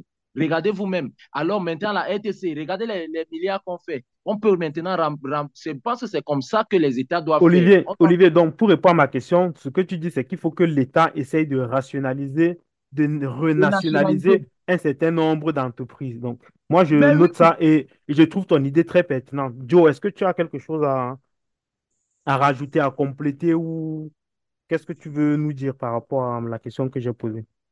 Euh, Tant qu'on ne change pas notre façon de faire, tant qu'on ne change pas nos... On n'a pas cette lutte vraiment accrue sur la corruption, la renationalisation, ça ne nous apportera pas grand-chose. On a vu le cas avec d'autres entreprises. Tant qu'on n'a pas des gens, on n'a pas des institutions fortes, tant qu'on n'a pas cette façon, une justice forte et qu'on a cette lutte contre la corruption, la renationalisation, ça ne va pas vraiment nous aider. Donc oui, dans des pays où tout est sérieux, la fuite des capitaux pourrait développer certains pays. On a vu comment ça se passait qu'avec la Russie, la Russie dont on a pris l'exemple récemment, on a vu les différents embargos sur des États comme le Cuba, le Venezuela. Certains pays en ont profité pour se développer. C'est généralement quand tu es du dos au mur que tu te développes. Mais nous, je ne crois pas qu'on ait déjà pris conscience de cela parce que même les dettes qu'on prend aujourd'hui, franchement, je ne suis pas sûr que ces dettes-là nous servent réellement. Donc, Joe, oui, dans ta voix, je ressens un peu comme du fatalisme. Qu'est-ce que ça veut dire non, alors? désolé d'être un Que peu que fataliste nous, on parce que, peut. Donc, Cameroun, c'est foutu. Qu'est-ce que. non, Donc, il n'y a pas d'espoir. non, j'ai dit pas, j'ai dit si, j'ai posé, j'ai mis un doux rêve. Si on arrive à combattre cette corruption latente, si on arrive à avoir des institutions réellement fortes, oui, on peut en profiter de cette crise-là. Mais tant que, généralement, on dit demain c'est aujourd'hui que demain se prépare. Mais chez nous, on ne voit pas le début de la préparation. Ok, bah, merci pour vos différentes interventions. On va passer à un autre sujet. Bon, je prends un peu la main. Je ne sais pas si c'est bien quand tu voulais prendre la main ou. Parce que très souvent, c'est toi qui prends la main après. tu avais déjà Quand commencé. NBD. Ouais, mais souvent, c'est plutôt lui. Quand NBD n'est pas Non, mais disponible. tu avais déjà commencé. Ok, Continue. bon. Bon. Ok, je vais y aller alors. Quand il y a Donc, les choses à dire, toi, tu veux me freiner. non, parce qu'il faut qu'on avance. Après, je pourrais te donner la parole, tu Non, non, embrayes je un vais dire peu, dans le mais sens de quand on est la personne qui prend la main, on a moins en fait, on n'a pas envie de dire certaines choses, c'est normal. Donc, je préfère que tu prennes la main pour ce soir. ah, ok, ça marche. Donc, NBD avait un autre sujet à nous proposer, ça concerne l'IA, l'intelligence artificielle de manière générale. Et ce qu'elle dit, c'est qu'il y a eu une réunion euh, de l'UNESCO. L'UNESCO a organisé un sommet de l'IA et des médias africains au Cameroun. L'événement a eu lieu du 4 au 6 mars dernier sous le haut patronage du ministère de la Communication du Cameroun. Et elle voudrait savoir, elle pose deux questions. La première question, dans IA, on entend intelligence artificielle. Elle voudrait savoir qu'est-ce que c'est l'IA et aussi elle voudrait savoir quel est donc l'impact de cette IA-là pour les médias africains et plus précisément les médias camerounais. Donc, c'est Louis, quand je te donne la parole pour ces questions-là. D'accord. Merci déjà pour la parole, la première prise de parole. Dis simplement que du 4 au 6, parce que ça fait quelques jours, ça a eu lieu ici à Yaoundé en tout cas, et c'est pendant 3 jours où les professionnels des médias, mais les professionnels également de tout ce qui concerne les nouvelles technologies ont été sur une même table pour pouvoir discuter. Discuter de quoi? Ben, c'était sous la houlette d'abord de l'Union africaine de radiodiffusion, discuter de ce qu'on appelle l'intelligence artificielle. Pour moi, c'est quelque chose qui existait déjà, mais qui a honnêtement été révélé au monde avec tout ce qui a eu autour de ChatGPT. ChatGPT qui a été l'une des premières, marques, l'une des firmes commerciales vraiment de tout ce qui concerne l'intelligence artificielle. Donc, maintenant, au niveau de qu'est-ce que on a retenu de cette réunion qui a eu lieu avec les ministres camerounais, René Sadi qui était là et tout, c'est l'envie de voir les médias camerounais avancer à l'ère des réseaux sociaux, mais surtout à l'ère de l'intelligence artificielle. On a vu de plus en plus avec les avec l'intelligence artificielle actuellement, qu'on peut faire pratiquement tout, automatiser tellement de choses. Et c'est ça la grande crainte au niveau du Cameroun et de l'Afrique en général, parce que quand on parle du Cameroun, les gens ont l'impression que ce n'est que un cas lié au Cameroun, mais c'est tellement grand encore. Vous imaginez quand quelqu'un va prendre, par exemple, à l'aide de l'IA, prendre plusieurs images du chef de l'État et réussir à construire un discours, on aura l'impression à un moment que c'est le président de la République qui tient ce discours-là. C'est autant de choses parmi lesquelles l'IA peut s'illustrer, entre autres avec la conception des textes et tout. Et pendant cette rencontre, on a vu des professionnels qui ne sont pas vraiment les plus qui n'ont pas vraiment qui n'ont pas grand chose en termes de connaissance de l'IA. C'est-à-dire vous verrez quelqu'un, c'est vrai qu'il est d'abord difficile de remarquer un texte qui est écrit par l'IA, ou bien encore plus difficile de remarquer quand un visuel, surtout si on n'est pas habitué, quand peut-être une vidéo ou bien une image est générée par l'intelligence artificielle. Donc c'était autant d'occasions de pouvoir faire que les professionnels soient avertis et savoir distinguer le vrai, le bon du faux. Mais je peux vous dire que ce n'est pas demain qu'on saura directement, puisqu'on a le manque d'outils pour ce qui est des médias pour pouvoir vérifier pas mal d'informations. Donc, durant, je vais dire, ce tridôme qui a réuni le gratin vraiment, parce qu'il y avait tellement de grandes personnalités.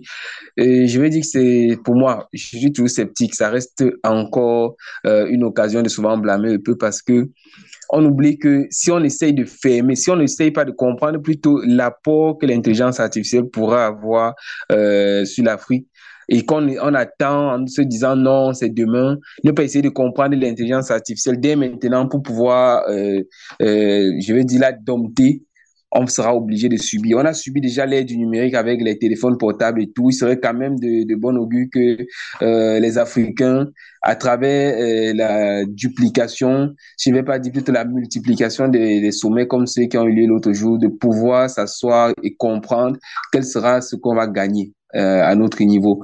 Parce que au niveau de l'Occident, on voit clairement beaucoup de métiers qui sont menacés. Il y a des métiers comme la rédaction web, community management, même des graphistes qui sont menacés de disparition avec l'avènement de l'intelligence artificielle. Il serait donc intéressant pour nous, Africains, de jouer dessus et savoir comment est-ce qu'on peut juguler un peu juguler cette chose. Voilà un peu ce que je voudrais dire pour ma première prise de parole, Chicharito.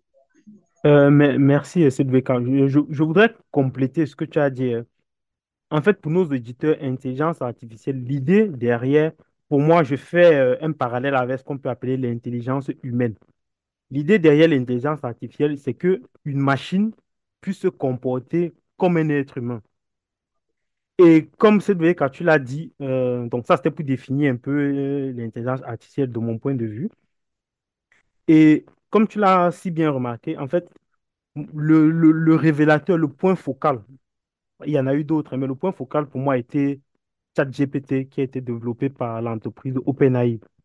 Et ChatGPT, en fait, pour ceux qui veulent essayer, en fait, tu peux dialoguer avec ChatGPT comme si tu discutais avec un être humain, en fait.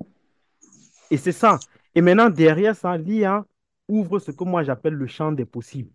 Et pour moi, nous ouvre vers un monde, de mon point de vue, très dangereux. Comme tu l'as dit, Sedweka, quelqu'un demain plus tard peut diffuser un message du président de la République. Tout le monde peut croire que c'est le président alors que ce n'est pas le président. Or, Oui, comme on appelle aujourd'hui, ça nous avons les... ça peut être un deepfake simplement. C'est le Exactement, terme technique, les deepfakes. comme aujourd'hui, nous avons les réseaux sociaux, cette VK, l'information va super vite, à vitesse de la lumière. Donc, même si la CATV doit dire que non, ce n'est pas le chef de l'État, imaginez le temps que ça aura déjà mis avant que on ne puisse réagir, avant que l'humain ne puisse réagir et se rendre compte que c'est une fake news. Donc, pour moi, l'IA, c'est comme la bombe nucléaire, en fait. C'est quelque chose de très bien. Quand on a, bon, pas la bombe nucléaire, le nucléaire, quand ça a été développé, c'était pour la bombe, l'atomique, bref, le nucléaire, quand ça a été développé, on a pu l'utiliser, par exemple, pour l'électricité, pour l'énergie, et les autres l'ont utilisé pour faire une bombe. Donc, l'IA, c'est aussi ça. Ça a un bon côté qui peut être exploité Et il y a aussi le revers de la médaille qui, pour moi, peut être terrible si ce n'est pas adopté comme tu l'as dit, Soubeka. Joe, qu'est-ce que tu en penses de l'IA et Ben, de, et de son impact sur les médias, notamment les médias en Afrique? je pense que l'IA aujourd'hui, il peut être considéré comme un allié ou aussi comme un danger. Je suis tout à fait d'accord avec vous. Parce qu'aujourd'hui, quand on parle du domaine on voit l'IA, on voit le domaine de l'IA générative qui peut aider à rédiger certains articles assez rapidement. On a certains organes de presse, comme la Société de presse, par exemple, qui depuis des années rédigent des articles avec l'IA. Donc, ça permet de rédiger assez facilement, et ça décharge les journalistes de certaines tâches et leur réduit peut-être pour ne faire que des petites corrections et autres. Et ça peut être, dans ce cas, ça peut être un associé. Ça peut aussi encourager la paresse, ça peut aussi tuer certains médias et tuer certaines professions. Dans une rédaction où on peine à payer des journalistes, on peut facilement remplacer de la main-d'œuvre par de l'IA aujourd'hui. L'IA peut aussi être utilisée pour faire des recommandations sur des réseaux sociaux, par exemple, pour que les articles montent très vite, pour faire de très belles recommandations pour des médias, pour des nouveaux médias et leur permettre d'avoir une large audience. Donc, tout comme ça peut aussi être utilisé à d'autres fins, comme vous venez de dire tout à l'heure, avec du deepfake, avec des fake news. Donc, voilà. L'IA, ça peut être un allié, tout comme ça peut être un danger. Maintenant, il faut savoir s'en servir. Et au finish, on se dit toujours que voilà, bien qu'il y ait de l'intelligence artificielle, on a besoin de notre propre intelligence pour savoir parfois faire la différence entre le vrai et le faux. Et donc, du coup, pour ton avis sur, donc tu l'as dit, pour les médias, tu as vu un côté positif dans Oui, l'aide oui, ça peut, rédactionnelle des articles. oui, Et tu as ça aussi peut vu être le côté négatif où oui, peut-être on n'aura plus besoin forcément des journalistes certaines pour ressources, ça. oui. Ok. Tu entre deux, trois mots-clés et l'IA générative te génère un article qui parfois est bien mieux que rédigé par certains journalistes. Mais bon, voilà. Et bon, je te relance aussi quand même, mais du coup, pour le lecteur final, comment est-ce qu'il va donc se rendre compte que cet article a été rédigé par un Et ça, vrai journaliste? c'est difficile de s'en rendre compte. C'est Ok. difficile aujourd'hui de s'en rendre compte. Il faut peut-être voilà, comme à l'époque, on avait des trucs anti-plagiat, il faut aller regarder. Toi-même, tu essaies de mettre, il faudra avoir un outil de l'IA générative avec toi. Tu essaies de mettre certains mots-clés, si ça régénère les mêmes mots, tu comprends que c'est l'IA qui l'a fait. Mais à première vue, c'est franchement compliqué de savoir. Mais justement, je te rejoins sur ce point-là, Joe, parce que ayant utilisé l'IA pour faire certains tests justement pour les articles, il y a cette difficulté-là dès que l'on est en train d'utiliser l'IA, vous allez poser 10 questions à l'IA de la même manière, vous aurez 10 réponses différentes. C'est-à-dire, il faut maintenant être assez malin pour voir. Il y a des expressions, par contre, qui ne pourront pas changer. Donc, Hein. voir ce type d'expressions, on va dire des expressions bateau. Si vous dites à l'intelligence artificielle, par exemple, de faire le résumé d'un livre, il y a ce résumé, ce sera laudateur, déjà, ce livre magnifique, ce livre important. Vous allez voir, il y a des trucs qui sont redondants. Mais là, il faut avoir l'œil vraiment averti pour pouvoir déceler. Mais là, on est en train de parler encore du simple fait des textes. Imaginez maintenant quand quelqu'un ne va pas utiliser seulement, il y a dans ChatGPT avec l'OpenAI, comme le disait Chichari tout à l'heure, il y a ChatGPT qui est la version texte, mais il y a la version image, il y a même encore, en plus de la version image, il y a la version vidéo. Donc, vous imaginez tout ce que l'IA peut faire. Il y a même des gens qui ont, je pense, ils ont composé une chanson de Michael Jackson. C'est toujours une intelligence artificielle qui a détecté que ce n'était pas la voix originale de Michael Jackson. On aurait pu berner le public et dire que non, c'est une chanson qu'il a composée avant de mourir et qu'on pouvait encore vendre les droits d'auteur et tout. Je veux dire, il y a tellement... je veux dire, il faudrait aussi, heureusement, là, certains États européens sont en train d'y penser, créer des garde-fous en ce qui concerne l'intelligence artificielle. Parce que les prémices qui ont été lancées à Yaoundé, avec notamment jusqu'où est-ce qu'on peut profiter de l'intelligence artificielle, les dangers, les risques et tout ça pour les médias, on devrait élargir maintenant à monsieur tout le monde. Les gens des médias seront déjà les premiers, mais il faut qu'on élargisse pour permettre à celui qui est derrière son simple appareil Facebook de comprendre que ça peut être un fake news. Cette information, ça n'a rien à voir avec la vérité. Même la simple logique. Je me rappelle, il y a un moment, on se disait non, ne mangez plus les salades parce que Boko Haram cultive les salades. Mais attends, à quel moment on cultive les salades si on veut faire le terrorisme et tout ça? Donc, c'est pour dire, il y a autant de choses. Si on n'a pas une simple logique, si on n'est pas averti, on va passer à côté de la vérité.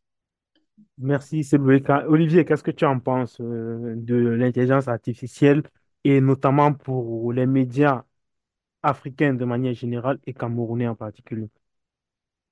Bon, c'est l'IA.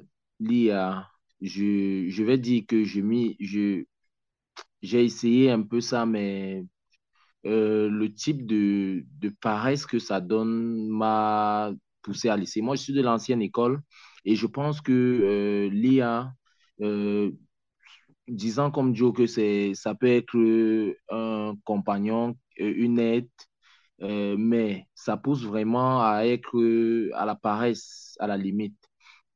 Bon, déjà, moi, je voudrais comprendre une chose. Comprendre une chose, c'est je me pose la question de savoir, l'Afrique commence à s'intéresser à l'IA sans savoir que l'IA est une dangereuse affaire. Est-ce que vous savez que lorsque vous ancrez vos recherches, vous faites des recherches sur toutes ces applications, c'est d'IA, elles récoltent pas mal d'informations qui sont retransmises à une base de données. Les bases de données sont situées soit en Europe, soit en Occident, je veux dire. Est-ce que l'Afrique a déjà maîtriser le domaine des data? Est-ce que les données de l'Afrique sont stockées en Afrique? Pour un Africain qui va seulement venir faire l'IA, qu'est-ce que ça va apporter à l'Africain? Si l'IA peut m'aider à construire une voiture de A à Z dans mon garage, oui, je pourrais dire que l'IA est importante. Mais maintenant, ces gens-là ne sont pas bêtes. L'IA n'a pas été fait pour nous, les Africains. C'est fait pour une surveillance générale et mondiale. Toutes les informations sont stockées par les intelligences artificielles. Et ils voudraient faire en sorte que ce soit les intelligences artificielles qui gèrent le monde demain. Et eux, ils ont la base de données, ils savent en créer un code pour pouvoir changer ceci ou bien cela. Mais nous, est-ce qu'on a déjà géré les datas? On n'a pas encore géré les datas. On ne maîtrise même pas ce que c'est que les datas. Lorsqu'on fait seulement un code ici, tout est hébergé en Europe. Il faudrait déjà d'abord qu'on commence par la fondation qui est la sécurité. La sécurité sont les datas, la sécurité sont les informations des utilisateurs. Il ne faudrait pas seulement entrer dans l'IA et embrasser parce que c'est un nouveau mot qui est sorti. Et moi, je vois comment les gens utilisent l'IA. L'IA est utilisée par les Africains de la plus bête des manières. Excusez-moi du mot un peu trop fort, de la plus bête des manières. L'IA générative. On va en créer un texte. Créez-moi les éléphants qui ont gagné la Coupe d'Afrique. Créez-moi les lions qui ont gagné la Coupe d'Afrique. C'est seulement ça que les Africains, c'est pour Bon, nous aboutir ou quoi? je te trouve Alors un que, peu dur, Olivier, parce que là, tu fais comme si les Africains nous sommes des idiots. En fait, quand on a créé à la base Internet, ce n'était pas pour nous, je suis d'accord. Mais nous avons quand même réussi à nous approprier est-ce qu'on l'outil maîtrise Internet l'Internet? pour développer des Dis-moi, applications, que ce soit web ou mobile. l'Internet? Ah, oui, bien Est-ce qu'on sûr. maîtrise l'Internet? Comment? Est-ce qu'on maîtrise l'Internet, Non, nous il ne les s'agit Africains? pas de maîtriser, mais il s'agit de s'en servir. Est-ce qu'on parvient à s'en servir? Oui. Grâce aujourd'hui à Zoom, c'est de l'Internet. Nous sommes audibles un peu partout dans le monde. On n'avait pas créé pour nous, mais on l'utilise. Mais Ensuite, pour l'IA, je vous dis qu'on peut encore vous couper comme on a coupé les médias russes. bien Vous sûr n'avez qu'on peut pas, couper, vous n'avez, mais je suis vous d'accord, n'avez pas la main libre. Vous ne mais pouvez pas dire ce que vous voulez. Mais si, parce que voilà, les câbles fibre optique, le Cameroun déploie ses propres câbles fibre optique quand même. Nous ne sommes pas des idiots jusqu'à ce point. Et par exemple, Cameroun quand tu déploie- parlais de l'IA, je peux te donner un exemple que les Camerounais peuvent développer. Tu sais, par exemple, que nous avons une pénurie de médecins. Nous pouvons développer un IA qui, par exemple, lorsque quelqu'un vient se faire consulter, l'IA lui répond. Là, à ce moment, il n'a pas besoin de médecin, mais l'IA peut jouer ce rôle. Donc, je trouve que c'est un peu réducteur ce que tu dis. Les Africains ne sont pas des débiles mentaux, quoi. Ils ne sont pas des idiots. Et derrière, derrière ces opportunités-là, eh ben, nous allons essayer de trouver, de jouer notre propre partition, en fait. Donc, moi, je Toujours, pense que, il y a des essayer de- inconvénients, mais Et aussi des Toujours essayer de avantages que dire, nous pouvons tirer derrière. bon, mais moi, pour ma part, je ne pense pas que nous devons embrasser ça du premier fait comme ça. Nous devons commencer à étudier de la fondation jusqu'à ce que nous puissions maîtriser l'IA. Parce que jusqu'à preuve de concret, tout n'est pas situé ici. Tout est situé en Occident. Et ils ont la capacité de pouvoir nous couper tout. Ils ont la capacité de récolter même l'information. Pourquoi on n'a pas de brevets actuellement? Pourquoi quand quelqu'un fait une invention, il n'a pas de brevet actuellement? Tout c'est seulement les Européens, c'est eux qui ont les brevets parce qu'il y a un espionnage industriel qui est fait. Non, Un Olivier, je espionnage. ne peux pas te laisser dire ça. Je L'OAPI suis pas, je suis n'existe pas pas. d'accord avec toi. L'OAPI n'existe Je pas suis pas seulement d'accord en avec toi, Europe, Olivier. Olivier. C'est un peu On dur ce peut que tu être dis. afro-centriste, mais Ah ne oui, pas là, penser comme ça. l'OAPI n'existe pas seulement en L'OAPI. Europe. Oui, l'OAPI, je crois que c'est l'organisme pour justement pour les brevets, La propriété les intellectuelle. propriétés intellectuelles. C'est pas seulement en Europe, Olivier. Là, c'est un peu trop dur. L'Organisation africaine de la propriété intellectuelle. Vous pouvez me citer 5 brevets qui sont vraiment, comment il peut dire, Je n'ai pas qui font consulté des la liste, différences. Olivier, mais j'ai des connaissances qui ont déposé des Si ce choses n'est dans pas, si ce n'est l'OAPI. pas le brevet d'un logo pour la livraison de nourriture ou bien le brevet d'un logo pour une musique. Olivier, D7 Story est une émission sérieuse, Olivier. Là, tu nous fais croire que Non, moi, on va breveter un logo, Olivier. Ne nous prends Je pas ne pour des partage idiots pas, à je ce ne point. partage même pas un peu ce que Bah tu oui, dis, mais Olivier, Olivier, Olivier, tu verses dans un Africa, dans un African bashing que je comprends pas. Est-ce que les Africains sont tellement bêtes à ce point-là? Est-ce que les Africains sont tellement bêtes? Google a ouvert récemment un gros centre d'intelligence artificielle au Ghana. Je l'ai visité, il est tellement bien fait.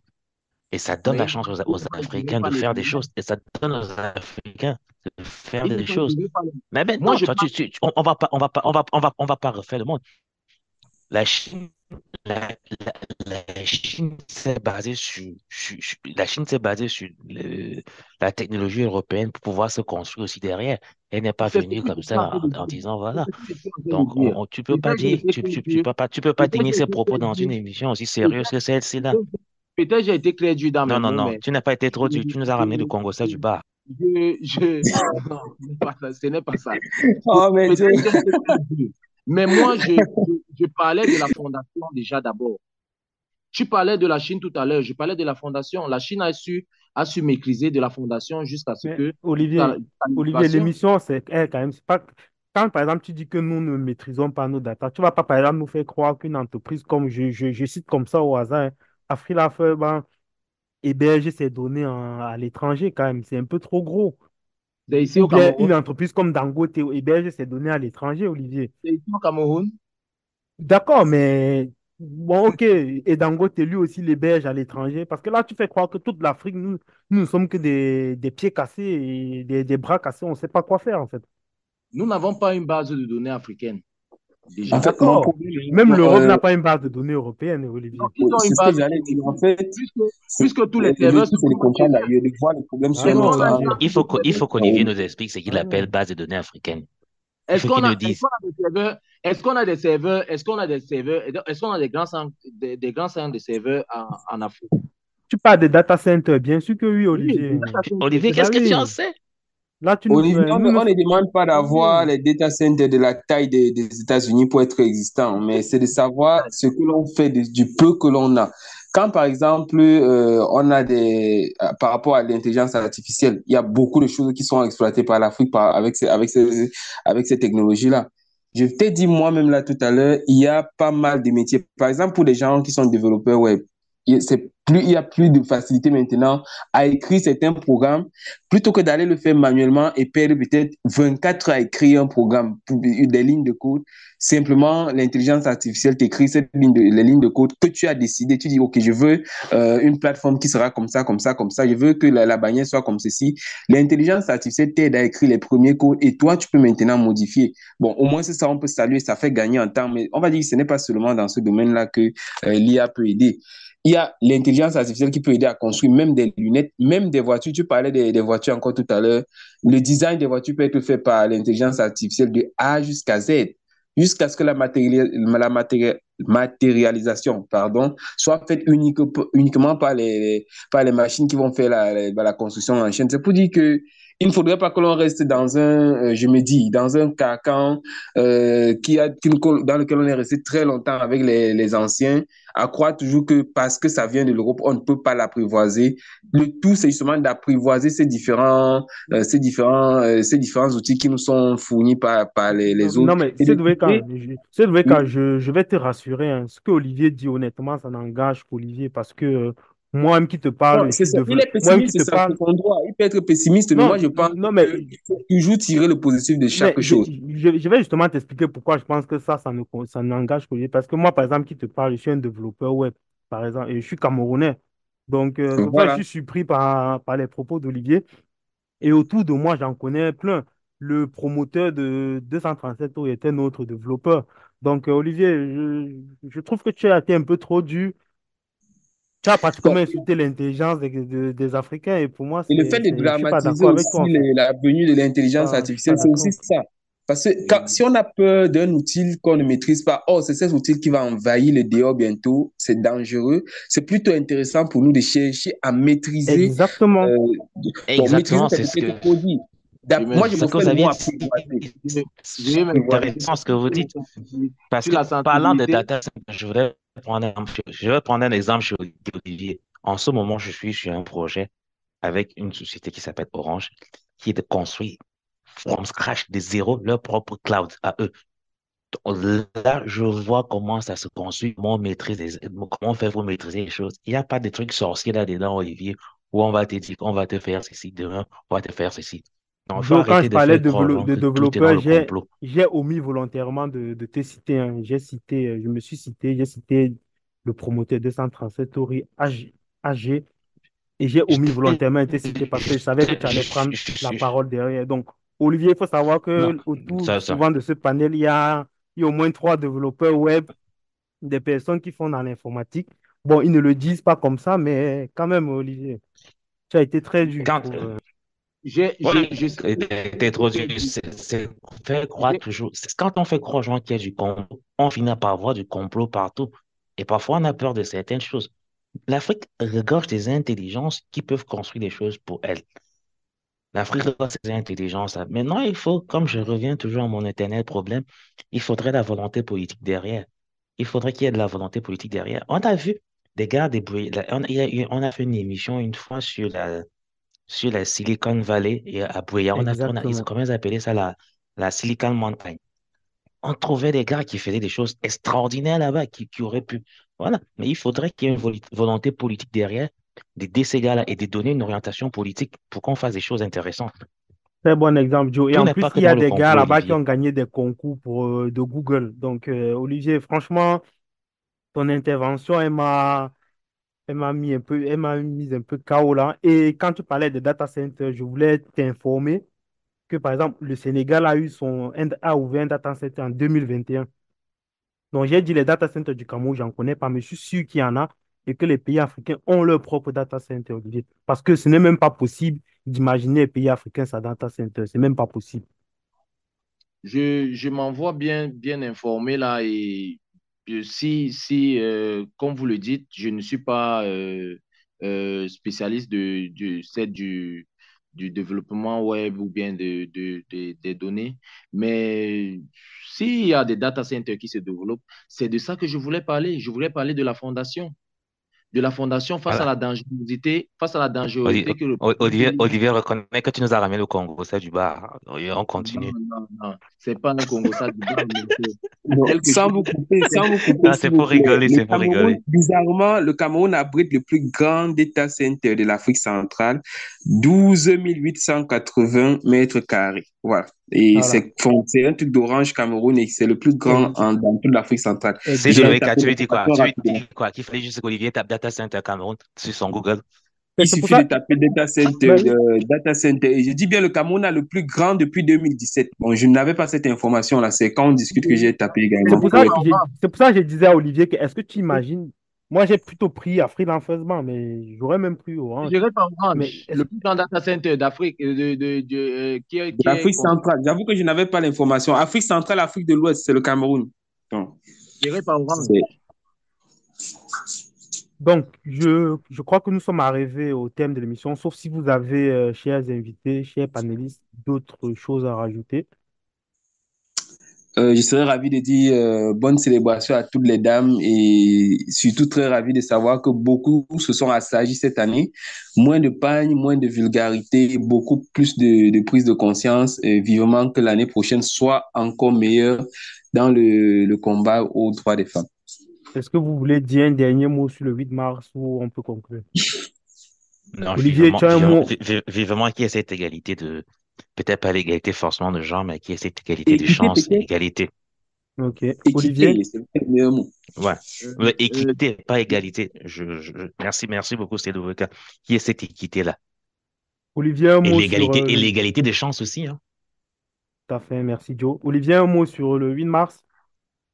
Il va pas moi, être d'accord avec nous. je pense que la femme a aussi son mot à dire dans la société, autant que l'homme. Mais parlant d'égalité, je ne suis pas d'accord parce qu'il y aura toujours un fossé entre les deux sexes. Pas que je prime forcément le sexe féminin, mais je pense que les femmes font déjà de belles choses et je continue à les encourager dès que toujours ces femmes fortes-là qui peuvent apporter aussi beaucoup dans l'évolution mondiale. Olivier, est-ce que tu penses à compétence égale, il faut un salaire, il faut des mêmes salaires? Les mêmes salaires, moi je pense que si une Ouais. femme peut faire le travail qu'un homme fait, elle a droit au salaire. Elle a droit à ce Est-ce que salaire-là. tu as droit le même salaire? Oui, à compétence égale, les femmes ont le droit au même salaire. Je ne te suis pas bien. J'ai dit, tu penses qu'à compétence égale, est-ce que les femmes ont le droit au même salaire que les hommes s'ils ont des compétences égales? Mais oui, moi je suis d'accord. Puisque si on te nomme par exemple, je prends un métier auxiliaire par exemple comme mécanicien par exemple, si une femme peut faire autant qu'un homme, alors elle a le droit d'avoir le même salaire. Je ne pense pas que le problème est au niveau du salaire, mais le problème est au niveau de la valorisation de la femme par la société. Alors, Je ne- c'est encore un gros combat aujourd'hui, hein, la disparité des salaires. Ça se voit. On a tous oui, des chiffres ici en France, moi, moi, je chez militerai. Charito, où Moi, je tu vois militerai. Moi, les je disparités des militerai salaires, pourtant on a les mêmes fonctions. Moi, je D'accord. militerais pour que les femmes soient équitablement payées autant que les hommes. Moi, je militerais pour ça. Il n'y a pas, sur les salaires, il n'y a pas, et c'est le même rendement, alors on a droit au même salaire. C'est pas parce que c'est une femme qui est là. Elle souffre autant que toi. C'est pas ton genre qui va faire en sorte que tu puisses être payé comme une femme. C'est la compétence. Alors, si on veut valoriser la compétence, on doit donner l'équité à tout le monde. Mais il y a le monde professionnel et le milieu de la famille. Nous, avec nos valeurs africaines, lorsqu'une femme sort du travail, qu'elle soit directrice ou bien qu'elle soit présidente de la République, elle doit du respect à son mari. Et là, elle ne pourra jamais arriver à tutoyer l'homme. L'homme reste l'homme et le chef de la famille, selon nos valeurs africaines. Alors, il faudrait faire la distinction entre les deux types de contextes. Et j'encourage toujours les femmes parce qu'elles font de bonnes choses maintenant. Beaucoup de femmes Mm, sont entrepreneurs actuellement. moi, je crois que cette journée est une journée inutile. On a déjà beaucoup de fêtes inutiles et ça en est une de plus. Les femmes n'ont pas besoin d'une journée pour se sentir femmes, pour revendiquer leurs droits. Elles doivent le faire tous les jours de l'année, en fait. Elles n'ont pas besoin d'avoir une journée spéciale pour faire une revendication et après passer aux oubliettes. Donc, si je me trompe pas, on a... Pour moi, je pense que c'est une journée utile quand même. Non, Moi, non, je pour pense moi, que je c'est... suis d'accord Je avec pense que toi. Voilà. cette journée, pour moi, Moi, je pense je que ne cette suis journée pas est d'accord très, Voilà, avec très c'est utile aussi ça, parce 236 story, on n'est jamais d'accord et c'est très bien. Je ne suis Moi, pas je trouve que d'accord non, c'est avec toi. je trouve je que pense c'est que, utile. je pense que bien qu'on doive célébrer la femme chaque jour, bien qu'on doive se battre tous les jours pour le combat, il faut à un moment donné s'arrêter parce que quelque Oui. chose qui était considéré comme une injustice, c'est parce qu'il y a cette injustice. Tu te rends compte qu'il y a des pays qui se sont battus pour que les femmes aient le droit de vote. Il y a des pays qui sont battus pour que les femmes puissent avoir droit au permis de conduire. Donc, Il y a quand des on pays qui regarde, se battent encore. Parce que quand tu dis se battre en Arabie Saoudite, voilà, il y je a des pense pays, pas que Bon, les voilà, il femmes y a ont des le pays droit. qui se battent encore. Joe, Joe, Et s'il n'y a pas de Joe, journée comme celle-ci où on parle, où tout le monde parle Joe, du même langage Joe, toute moi une j'ai très journée. bien compris, mais peut-être qu'il Autant fallait que qu'il y je a, reprécise ma pensée du coup, parce que autant qu'il y a la journée de j'ai- la lutte contre le cancer, autant il y a On la va journée s'éloigner du débat. non, où on a commencé à j'étais faire très le bien cancer compris, Joe, et je de la voulais femme aussi. peut-être repréciser ma pensée. En fait, je voulais dire une fête inutile au Cameroun. Voilà. Parce que Pourquoi? Pourquoi au Cameroun? justement, je vais m'expliquer. Si justement ces femmes, les femmes camerounaises se battaient pour quelque chose, parce qu'aujourd'hui, je ne sais même pas, par exemple, quel a été le thème de la journée, pourquoi elles se sont battues aujourd'hui. Si elles se battaient, par exemple, pour les droits des femmes, pour d'autres femmes, ou bien pour leurs droits elles-mêmes, je tiens par exemple à rappeler qu'il y a eu des féminicides, plusieurs féminicides au Cameroun depuis ces derniers temps.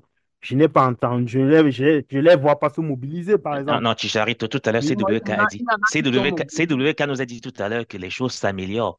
Donc, D'accord? si on enlève cette journée, elles ne vont pas s'améliorer. Il y a 10 ans, on se limitait à mettre un bout de pain et à Oui, gambarder partout. Aujourd'hui, effectivement. il y a des plateaux qui se mettent en place, il y a des conférences qui se mettent par-ci, par-là. Il y a des investissements en faveur du genre féminin dans les petits villages. Il y a des Mais, petites actions qui se mettent en mais place Joe, comme ça, Pour là, ajouter et qui leur sont combien, célébrées. pour ajouter leur, Les pour ajouter actions leur devraient se combien, mettre tous les jours, pas attendre le 8 mars, non, pour ou bien les ajouter leur plateaux, ça devrait être combien, tous les jours, Oui, pas ça devrait se mettre tous les jours, mais Oui, nous ne sommes pas excuse-moi, dans une Olivier, vas-y, société qui pense désolé, ça. excuse-moi. Chicharito Excuse-moi, devrait oui, vas-y, comprendre vas-y, que, excuse-moi, Olivier. Chicharito devrait comprendre que dans cette célébration, il y a des brebis galeuses. Il y a toujours des femmes qui ne savent même pas quel est le combat qui a été mené jusqu'ici. Mais il y en a la majorité des femmes qui savent que pour qu'on en arrive à ce moment-ci où on a décidé que le 8 mars serait la journée internationale de la femme, on a parcouru tel obstacle, et nous sommes arrivés, et il y a encore davantage à faire pour pouvoir arriver à quelque chose de plus digeste encore. Mais il y a toujours des brebis galeuses, il y a des filles, des femmes là qui ne savent même pas ce qu'elles vont faire dehors, elles sortent pour boire du vin. Ce n'est pas ça la journée de la femme. Je ne suis pas d'accord pour cela, mais Bon, je suis d'accord. je vous Ouais. pose une question à vous qui êtes plutôt d'accord. Moi je regarde un peu les réseaux sociaux et tout. Je vois qu'au Cameroun, on marche, même quand il pleut, elles ont marché. Chicharito, Ailleurs, dans les autres pays, dans la reformulation de ta pensée, tu as dit quelque chose que c'est une fête inutile. Oui, oui. la fête, elle est inutile, Ah bah ok, mais la bon, commémoration de la journée, elle est utile. ok. C'est utile. Voilà. Mais Joe et CVK, Olivier, vous êtes d'accord avec moi que c'est marqué 8 mars, fête internationale de la femme. Est-ce qu'il faudrait donc pas renommer ça en Non, non, c'est marqué commémoration? GIF, Journée internationale de la femme. Journée Ah oui, internationale, c'est pas la fête. bon, vous avez raison, Journée Bon, internationale de la femme. dans Donc, c'est de plus en plus les femmes comprennent que ce n'est pas une fête, même ok, si elles fêtent ok. quand Non, mais même. vous avez raison. Mais ça va aller. Je pense que, comme je disais, c'est évolutif. On a de moins en moins de... Je crois que ça fait 3 4 ans, je n'ai pas vu d'image sur les réseaux sociaux. On a dit, voici une femme qui a dormi, elle est saoule, elle est dans la Non, non, rigole. moi j'ai Franchement, vu, elles marchaient même, elles étaient même sous la pluie en train de défiler et tout ça, j'ai oui, mais vu. c'est différent d'une femme qui est saoule et qui est assise peut-être dans un Bon, bar et les qui photos a ne sont pas dormi. encore arrivées, Je C'est pense CW vraiment... que, quand. je pense que Non, Dieu a dit quelque chose ici au départ, pendant qu'on parlait de cette journée internationale de la femme. Il disait que dans les années passées, on n'était pas encore arrivé à ce niveau-ci. Les femmes prennent de plus en plus conscience. On va arriver aussi au niveau des pays européens où, lors de la journée internationale de la femme, les femmes organisent des débats contre, par exemple, le problème des féminicides au Cameroun. Des femmes organisent des débats pour l'innovation, la créativité, mais pas seulement pour les barbes. Je pense que ça va arriver. Les choses sont en train de s'améliorer, comme CWK l'a dit, et on doit accepter cela. Paris ne s'est pas construit, Paris ne s'est pas construit en un jour. Ou c'est Rome ou c'est Paris. Tu peux dire même voilà aussi, oui, oui. Ben, c'est parce qu'ils pensent que Douala se construit encore. Douala n'est pas encore arrivé. Je n'ai plus envie de parler, je ne veux plus parler de Douala parce qu'on va dire que je vais rabaisser Douala là. J'étais sûr que tu allais le dire. Bon, Bon, les gars, ce fut je un pense très très bon débat, on hein. a conclu pour de vrai. Ce fut vraiment un très bon débat. Je vous remercie vraiment d'être venus. CWK, Olivier, Joe et notre entrepreneur Anouchka Suzanne. Donc, ce soir, ou bien aujourd'hui, nous avons parlé d'entrepreneuriat. Nous avons invité Dame Anouchka Suzanne. Elle nous a présenté son projet. Ensuite, nous avons parlé d'économie, de pourquoi les investissements étrangers baisser un petit peu en Afrique. Ensuite, nous avons enchaîné sur la technologie, notamment, nous avons parlé de l'intelligence artificielle. Et on a improvisé un thème, en fait. CWK a improvisé un thème concernant la journée de la femme, le 8 mars. Donc, nous célébrons comme ça les femmes. Nous leur disons bonsoir. Et je vous dis bonsoir également à tous les gars. Et à NBD aussi, de là où elle est. Et merci bien les gars et à la prochaine. À la prochaine. On espère qu'elle n'a pas soulever les cabas. Je pense que si, Joe, je pense que si. Parce que c'est cette coïncidence-là, que ce soit le 8 mars qui pleuve beaucoup et qu'elle ne soit pas capable de se connecter, c'est quand même flagrant. Il y a trop de coïncidences. Merci les gars, ne prolongeons pas le débat. Bonne soirée et à la prochaine. Merci. À la prochaine. Bye bye. Bye bye.